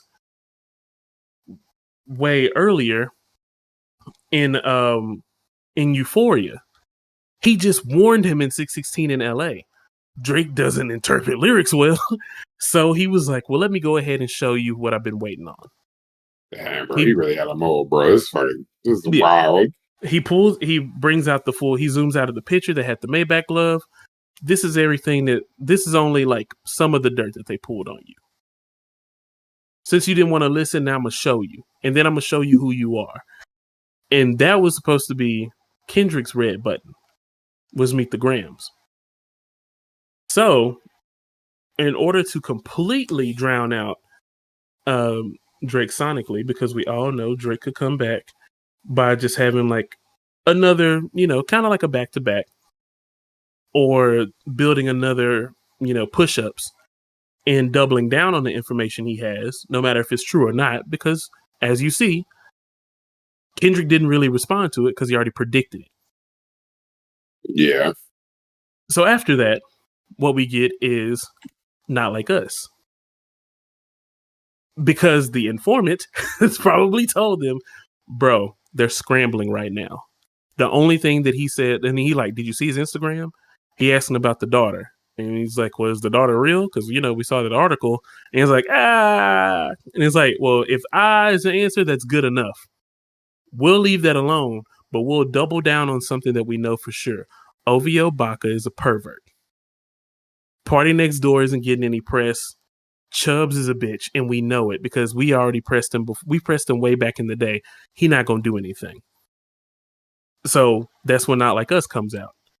Officially the victory lap, because they already knew that Drake was scrambling and he had nothing left, because they already were informed, because PG Lang team was already informed that the red button was Family Matters. For anybody that doesn't believe me, why is it that only one song out of this entire beef has a music video? The moment that you can answer that and you don't think that it's the red button, I can guarantee, I would bet my house on it. Yeah, that makes this is the red button, because it's the only one that was. I agree. I said that earlier. Yeah, I agree. That is the red button. So when Not Like Us came out, Drake was informed by either the guy, was it UMG's, the Lucian, the guy that Kanye brought up in the Like That remix. He either got a call from UMG or his publicist team, and they were like, you need to shut this shit down, because he keeps saying he can go further. And Drake's like, but it's a lie. And the people are like, but the perception is already bad enough for you. You don't want to lose money. I personally think Jay Prince made the call with UMG, and that's what got them to say, end this now. Or the fact that they said, hey, if you dive any deeper into this, you may not win the lawsuit that you have for that picture in Meet the Grams. You can sue for that. He's got HIPAA violations all over there. Your name's all over these medications. But where Drake messes up is he says that it's a setup and that they fed him false information. So now, even though that the cover is gone for Meet the Grams on Spotify and like his platforms that are under Kendrick's name, they still circulate the internet because, it is what it is. Yeah. And with that comes the worst back out that we've seen, because Drake has to still appease to his fan base who already has him up or winning or just doesn't care about Kendrick.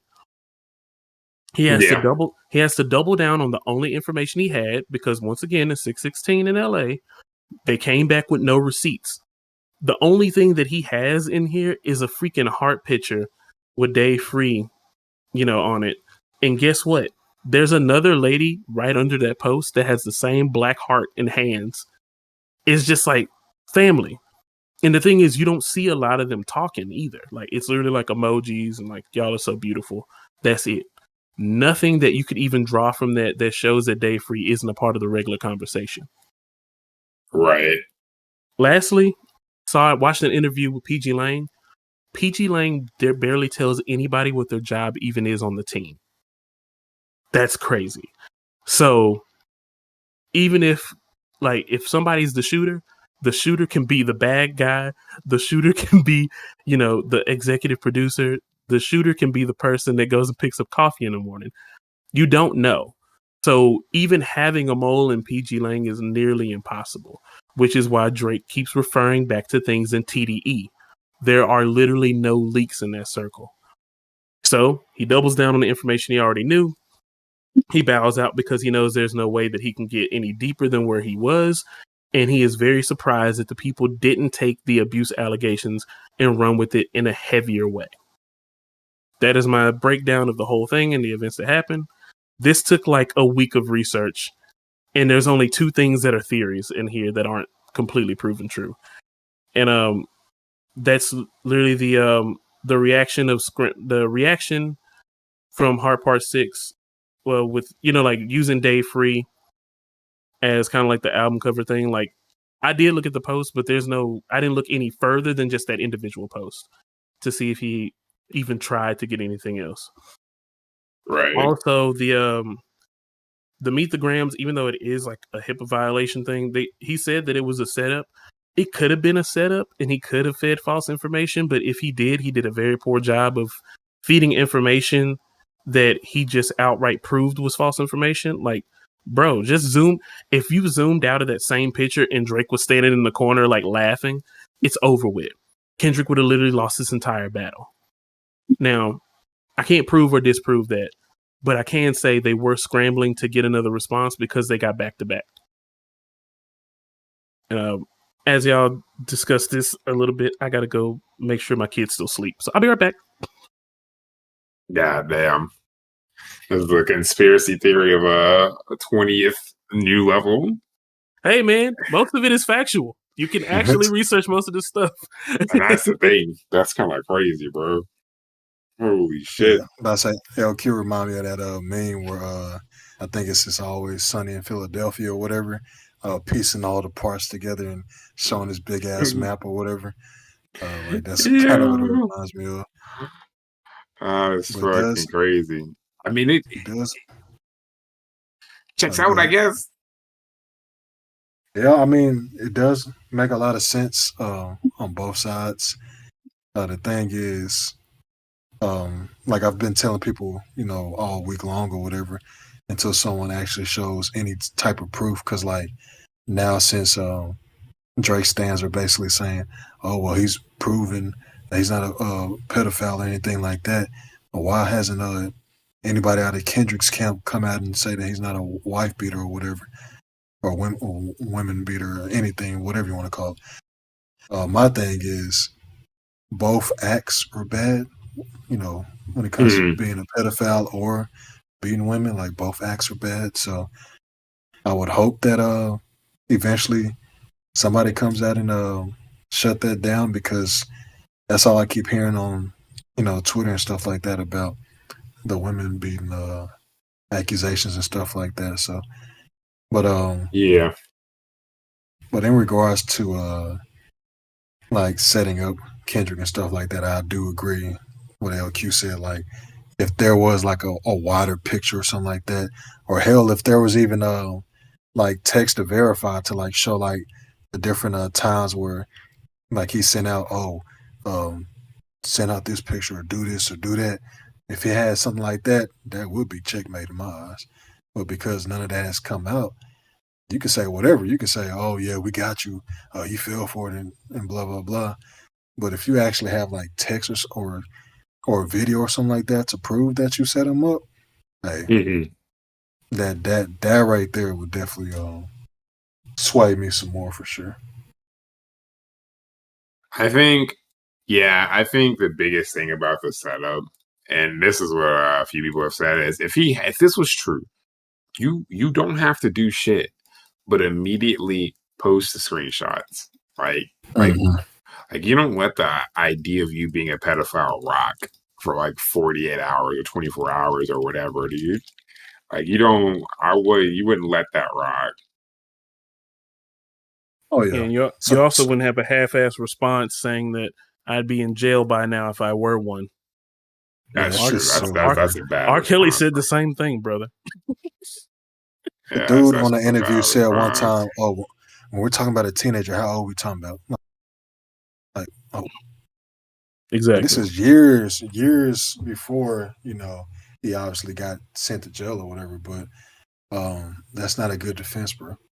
Like you said earlier, the Me Too movement and many other victims who their person who assaulted them or whatever never gets justice, and sometimes it's because they have a big enough wallet to pay off judges or attorneys or whatever to keep things on the hush, or like in Diddy's case or whatever, you can pay enough settlement money or hush money to Cassie for so many years until she say, you know what, fuck that, you're a bad person and you need to go down. Mm-hmm. Yeah. Same thing could be happening with all the people that he's been accused with doing things with. I know a lot of people were like, oh, they all came out and denied anything happened and stuff like that. I mean, yeah, like those people can come out and deny it, but who knows about all the other stories? Because I've seen some other stories of other women that came out and said that Drake did this, Drake did that, but because they're not as well known or have video evidence or like an article or something like that, people don't care about that.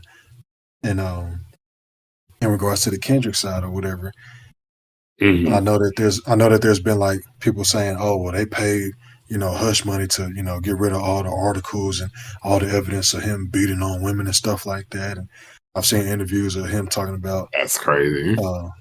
I've seen him basically like deny all those type of allegations on the Breakfast Club or whatever, and saying how actual people who get abused and stuff like that, that they need to apologize to like people like them, because if you were to accuse me of like beating on women and stuff like that, like that right there, like is something I would immediately address, because I'd be damned if I have that type of reputation and people actually believe that shit.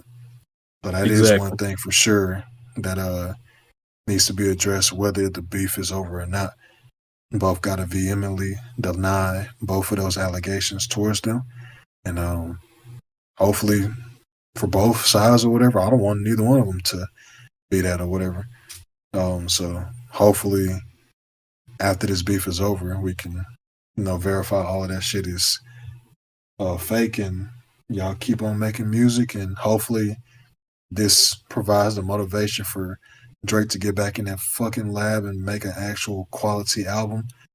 Because I know a lot of people will be like, oh, well, he provides a lot of quantity. And I'm like, okay, who cares about quantity when it's shit? Right. And also just avoid throwing shots at anybody in your next album. Just for safety measures. Like this is he's like, I mean, if we go mainstream artists, he's like 1-2, and his record in beefs is 1-2-1. I will say, in all fairness, that he tied with Common. He definitely lost to Pusha T. He has definitely lost to Kendrick. I'm not even arguing anybody that thinks otherwise. And he definitely beat Meek Mill. Yeah, not even a question. Yeah, he definitely beat Meek Mill. I think with that. Yeah, so my thing is just he should just probably avoid the troublesome any troublesome bars. Like literally everyone else that has been listening to his music, all of them have equally asked, bro, can you just make some music that like we don't care for Tough Guy Drake? And none of these people do.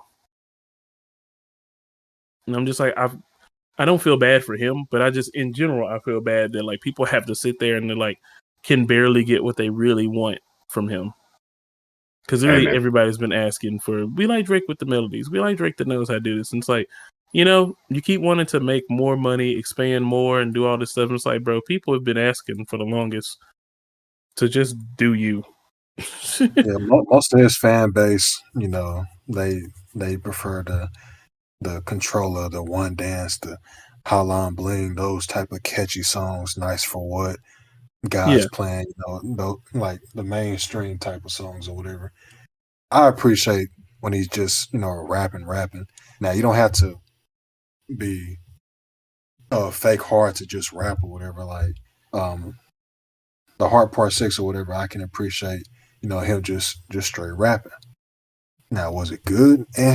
But the idea behind it or whatever, like if he were to make more songs like that, I'll be okay with. Just don't pretend to be fake hard. Like nigga, we saw you on the grassy. We saw you in multiple facets of your life, growing up and stuff. You're not hard, bro. Just stop. I gotta stop by. I gotta stand up for the Drake stands now, because there's some inaccuracies that's being spouted here the last couple minutes. All right, go ahead. I'm just gonna step in and say, people loved Scorpion. People loved that album. It is half R&B though. But there's like a whole B side to the album that's R&B. But what are the songs that everyone likes from Scorpion? Let's be honest. Do you love me? Are you right? Melody Drake. Oh no, come on. It's definitely 8 out of 10. It's definitely Mob Ties, Nonstop. Okay, God's Plan is God's Plan is Melody Drake. Yeah, I'm about to say that's Melody. Nice for What is also Nice for What is the biggest song on the album, I believe. I think it is actually too. No, wait, it was still maybe Mob Ties is good though. I give you that. Mob Ties is good. Yeah. Yeah, some people like. I mean, okay, the R&B side aside, which because these albums. But that's why I said. That's why I said 25 songs long. Yeah, we all make mistakes. Listen, bro, Saunders Rose is good too. Either way, this album had some songs that are good that were quote unquote tough Drake, and that's my point. And Drake is a quantity over quality, and he'll put quality in the quantity. So like Mob Ties, Nonstop, 8 out of 10, God's okay. Some of those are melody, but my point being is he has a few 3 on songs there. out of 20 plus songs. It's not good. But the thing is, those songs be hits, and no one cares about the rest of the album because no one cares about albums anymore. People can barely make 12-song albums. I'm talking for Drake. When I say people don't care about albums, you know exactly what I'm talking about. Oh yeah, I'm not even going to argue that remotely. Which is the majority of popular music listeners, and hip hop. Niggas want a 2-minute song that they can rap to. Exactly, hip hop is pop, and I mean, if anything, TikTok is like living proof that Ice Spice has a career. No one cares about her album. She had a TikTok viral song, and she has made millions thanks to that TikTok song. Rain rock, man. My point being, so people like, and the thing is that's what people are going to remember. So when you say no one wants Tough Drake, those people only remember Tough Drake because they don't listen to the album and they don't care. Oh, Finesse is on there too, but Finesse is on there. Boy, I don't remember that. Exactly, because it's 25 fucking songs. True. But I will say, in favor of my argument here, every every Melody Drake song hit top 5. Mob Ties did not do that at all. Hey, you're right, but it still did well.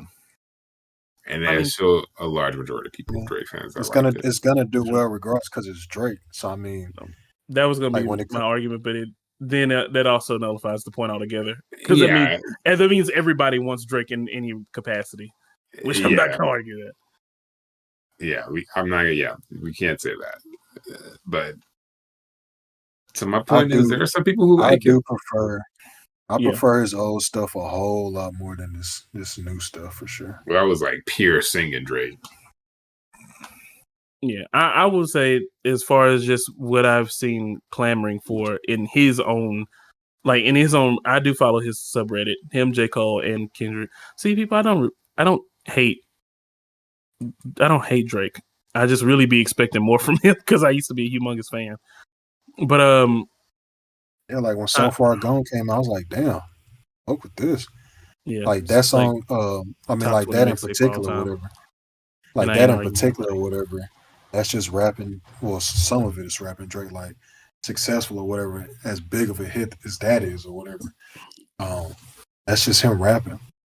Yeah, and he also called Trey Songz when nobody was making fun of him yet. That's true. That's true. That was pretty tough. So yeah, don't nobody want to hear his ass no more. That's fair. I haven't heard a song from him in a very long time. I mean, he got his Me Too moment coming up too. Oh yeah, he deserves it too, because I've heard way too many stories. Way too many. Yeah. Yeah, I don't think it's all bad, Claude. I do think that some people like rapping Drake. Like I used to like rapping Drake a lot, but Melody Drake just honestly like fits a gap better. And I think I agree. I think that's why more people have asked for Melody Drake, because like Melody Drake fits a gap that other people weren't doing. People that like I'm not gonna lie, this is gonna probably make some people upset. The people that are clamoring for rapping Drake have rapping J. Cole because their capacity for like lyrics and stuff is like almost identical. Like they want cool, mostly like flashy raps that aren't too dense. And it's not saying that this also like I said, this isn't saying that J. Cole can't rap, but like if you listen to both of them, one thing that people like about J. Cole is like J. Cole is relatable. To be massively relatable, you can't be that dense. That's not an issue with the rapper. It's more of an issue with the listener. Like you can say that, like Black Thought has extremely layered lyrics. Not only is his sound like different, and honestly, he could just be objectively boring to those people, but to have that type of density is a draw away. Because if people don't know what you're saying, what's the first thing they're gonna say? You ain't talking about shit. They say that they literally have said that on Meet the Gram when Meet the Grams came out. They said it when Euphoria came out. He ain't really talking about shit. Drake's still up because they're easier to understand. So being easier to understand doesn't always, I don't mean it to be an insult, but I do mean it to be a point to relatability. And I'm not saying that, like everybody listens to Kendrick is college educated. No, some people just really don't care, and they like the fact he's from the West Coast, and some of his songs that they really like, they're more like, Element or Love or Poetic Justice. Like those are still, they can be deeply compacted with lyricism, but they don't have to be. And I guess that's kind of my overall point. No, I get you, bro. Yeah. But I already know it's some people that's going to be like, just because you listen to... No. That's not the point at all. I promise. Yeah, it's nothing against them. It's just that it wouldn't... Because I had a friend that went on Facebook and was like, J. Cole is more lyrical than Kendrick. And of course, everybody in that conversation was like, no, he's not. They were like, we think the word you're looking for is relatable. And I was like, yeah, he is. I can give you that. There's plenty of J. Cole songs that I listen to, and I'm just like, you understand me. But then I also just like I used to listen to Lupe every day. So I outright just automatically get Kendrick. Because I don't think Kendrick is as lyrical as Lupe. So I agree with that. Yeah, no.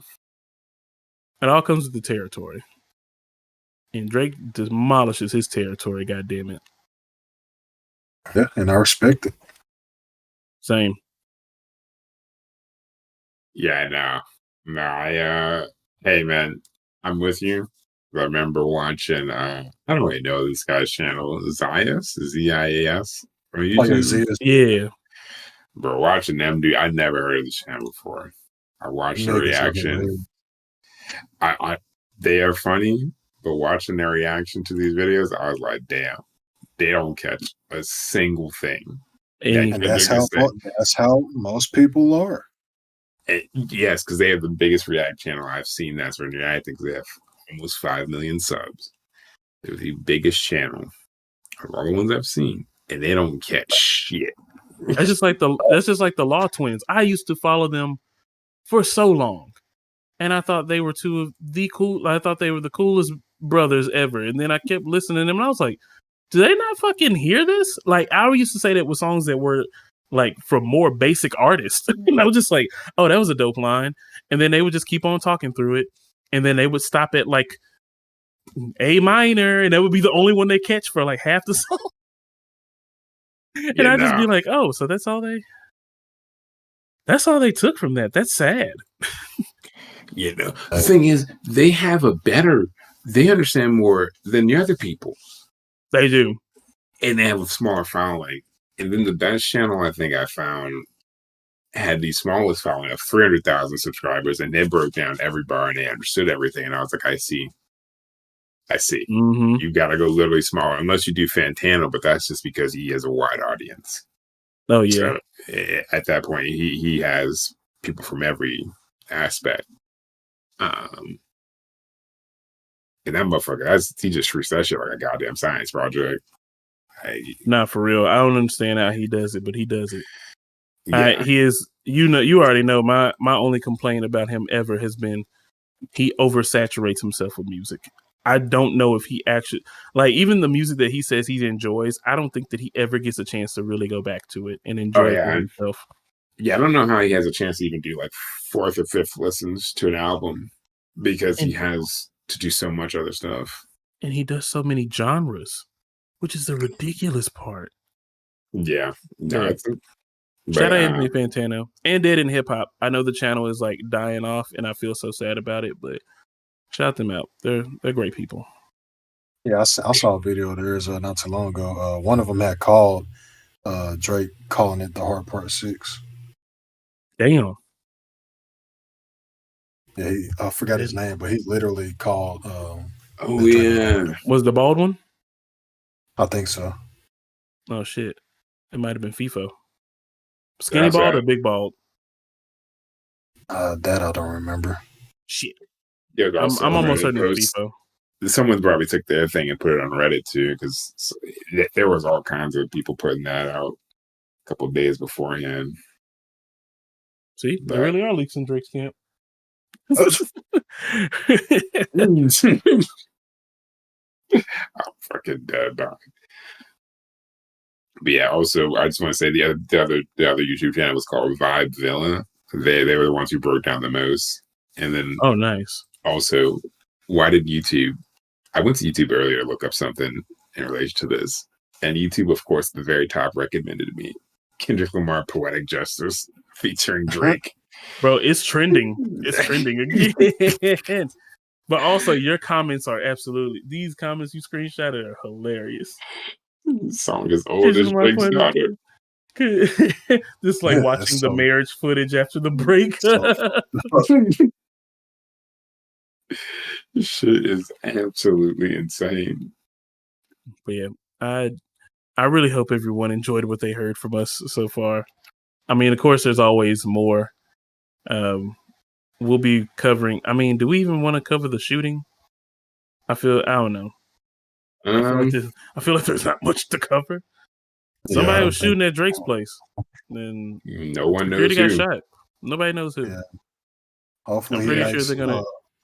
Hopefully, it makes a full recovery. That's all I really got to say about it. Yeah, I'm pretty sure there's gonna be somebody to ask PG Lang's camp. Like, y'all know what up? We all know what happened. The answer is easily no. I don't think anybody is taking that long of a flight just to go there and shoot at somebody. That's a bit much. That's a bit much. Might be one of them crazy obsessed fans or something like that. I might have did it. I mean, and this, I will say, this is the danger of allegations, because since it was covered even on SNL. Like there's even an SNL segment about this beef, which I don't like, but that I'll leave that for another. You know what? No, I'm not gonna leave it for another topic because this goes right into the thing about the culture vulturism of Drake, and it's not necessarily his fault that this happened, but when you're so popular that like non-black people feel that they fully understand a situation that is usually of a culture from black people, it usually leads up to instances where things can be misinterpreted or like jokes are made where ain't a damn thing funny. And it's not that I think that SNL is wrong for making jokes. They can make jokes about everything. They should make jokes about everything. But it just seemed lame. Like it was just like these like it opened up this situation to an entire new audience, which is the point I was about to make, is that the person that probably did this, if they don't have any type of affiliation with OVO or, you know, with the EXO crew, the Weeknd's crew, or with Kendrick, this could be one of those Pizzagate people. You know what I mean? Like this could be one of those people that just takes a narrative, completely runs with it. But people that are in hip hop culture wouldn't do that because they understand that some of this shit ain't real. Yeah. So that's what concerns me the most. Yeah, no, I felt that way. Not about the news reporting it, but also just a couple, because we did forget one big thing, and I'm gonna save it after that. But I agree with you. We did forget one thing though. Oh, what forget? I didn't have anything to expound upon. I just wanted to mention that. Oh well, one, yeah, we don't know shit about what happened, but two, bro, rap history. The first instrumental, bro, BBL Drizzy. Oh yes, the best. Honestly, let's be real. The true victory lap for anybody that doesn't like Drake is seeing that there were so many diss tracks that came with BBL Drizzy, and it was beautiful. I wrote a verse, but man, I'm not gonna lie, that beat so hard I don't even care to rap over it. Dude, it's that shit is insane. We got people dissing him in multiple languages. People dancing to his diss. People playing instruments to his diss. And every single recreation comes out is basically Metro's diss to Drake. So like it gets amplified by 100 or whatever. And the people are staying on topic. Like I know that I don't mean to make that sound. I don't mean to make that sound like a shock to everybody, but yes, we do know that like a lot of people that make songs don't actually have they don't actually stay on topic about anything. But yeah, this is wild. Like everybody's staying on topic of going after Drake, even if they like Drake. Oh yeah, no, it's insane. And two, the one thing I do hate when like random people who don't actually care get involved in hip hop was the Miles version. That shit was so funny.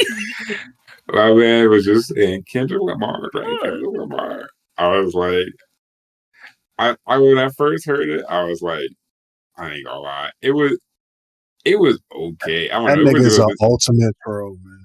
He's an ultimate troll. I was like, this is kind of funny, but I don't really find it too funny. But then most of the comments said this is the best one. I was like, damn. Oh God, no. I saw one that was with like 2 million views on YouTube. I thought that was the best one. And then immediately after that, I saw the one on TikTok and it ruined it. I was like, oh, this is amazing. Dude made a whole music video. No, there's some really good stuff on there. But I think the most liked one I saw was probably the Miles one. And I was just like, please don't let white people vote Miles in here. Don't. Because there's people who actually came up with some really good diss tracks. Yeah. I like Miles as a troll and he's funny. Like this was okay, but he has some other tracks I think are really funny. But please do not actually make this man a quote unquote hip hop rap. Yeah, exactly. Icon. Please. Please, bro. But yeah, that's it for me on my end. That's all I have. This has been a wonderful breakdown, a great time. What a time to be alive. What a time. Indeed. And I thank God for it. Absolutely. BBL Jersey about to be playing all over, bro. I ain't gonna lie, though. It was real fun when Duolingo got into it. Bro, that was some of the best advertisement around. They even had that nun lady post a video. Yeah, the nun. Oh, man. And, that was the thing I was going to bring up. This is really short, I promise. So, Farad B, he's a TikTok creator, has like this conspiracy theory about this whole thing between the Drake and Kendrick Lamar beef. And he believes something that I actually like, even though I don't agree with it, I'm not going to lie, I can't really discount it. He believes that there is a bigger aim to basically get Drake to retire or take a break from music because like I was saying, that somebody getting their money messed with. And I'm not gonna lie, I think there's a chance that he may be right because I've never seen this many people. I've never seen this many people at once, like going after Drake, and it's like nobody is standing in his corner to defend him. So it makes it even more interesting. And I'm just like, dang, he really don't have nobody in his corner. So it's very interesting. That's all I can say. It's been very interesting to see. But that was it. That was just that one theory that came up. Like I said, I don't really buy into it much, but it was interesting to hear. Yeah, no. Maybe. Lord. But yeah. Future just tweeted Instagram out. comments. Future just tweeted out that he's going to be dropping a mixtape May 10th. Who said that? Future. Mm-hmm. Good Lord, he's dropping again? The board? So. Just dropped 2 albums. Man, dang, buddy, you don't want to take a break? Go hang with your kids or something? This is the best song, bro. He said, like that, it's trended. No, it really is, though. It's crazy right now. But yeah, that's it, man. We probably talked to y'all about 3 hours about this beef because we love hip hop and it's just our thing. It's a full breakdown for the people who are just casuals and just listen to the surface, you know. So. True. There are definitely some things that I'm glad people. I hope that people come to us and have a better understanding of. Also, if y'all really want, also go watch some good. Don't go watch the Zayas people reaction. Go watch some good reaction channels where they break down bar for bar, and you may flip flop on who you think wins. Because there's a lot of stuff that's in there. And I think you can try. I don't know if Genius probably has some lyrics up there that they broke down. Yeah, Genius got lyrics. They do for the most part, yeah. Yeah, but I think sometimes seeing someone explain it is a lot better than just reading off Genius. So go out there, watch a few channels. Yeah. And on that note, folks, Shonen Speakeasy, we out. Yep. Yeah, boy.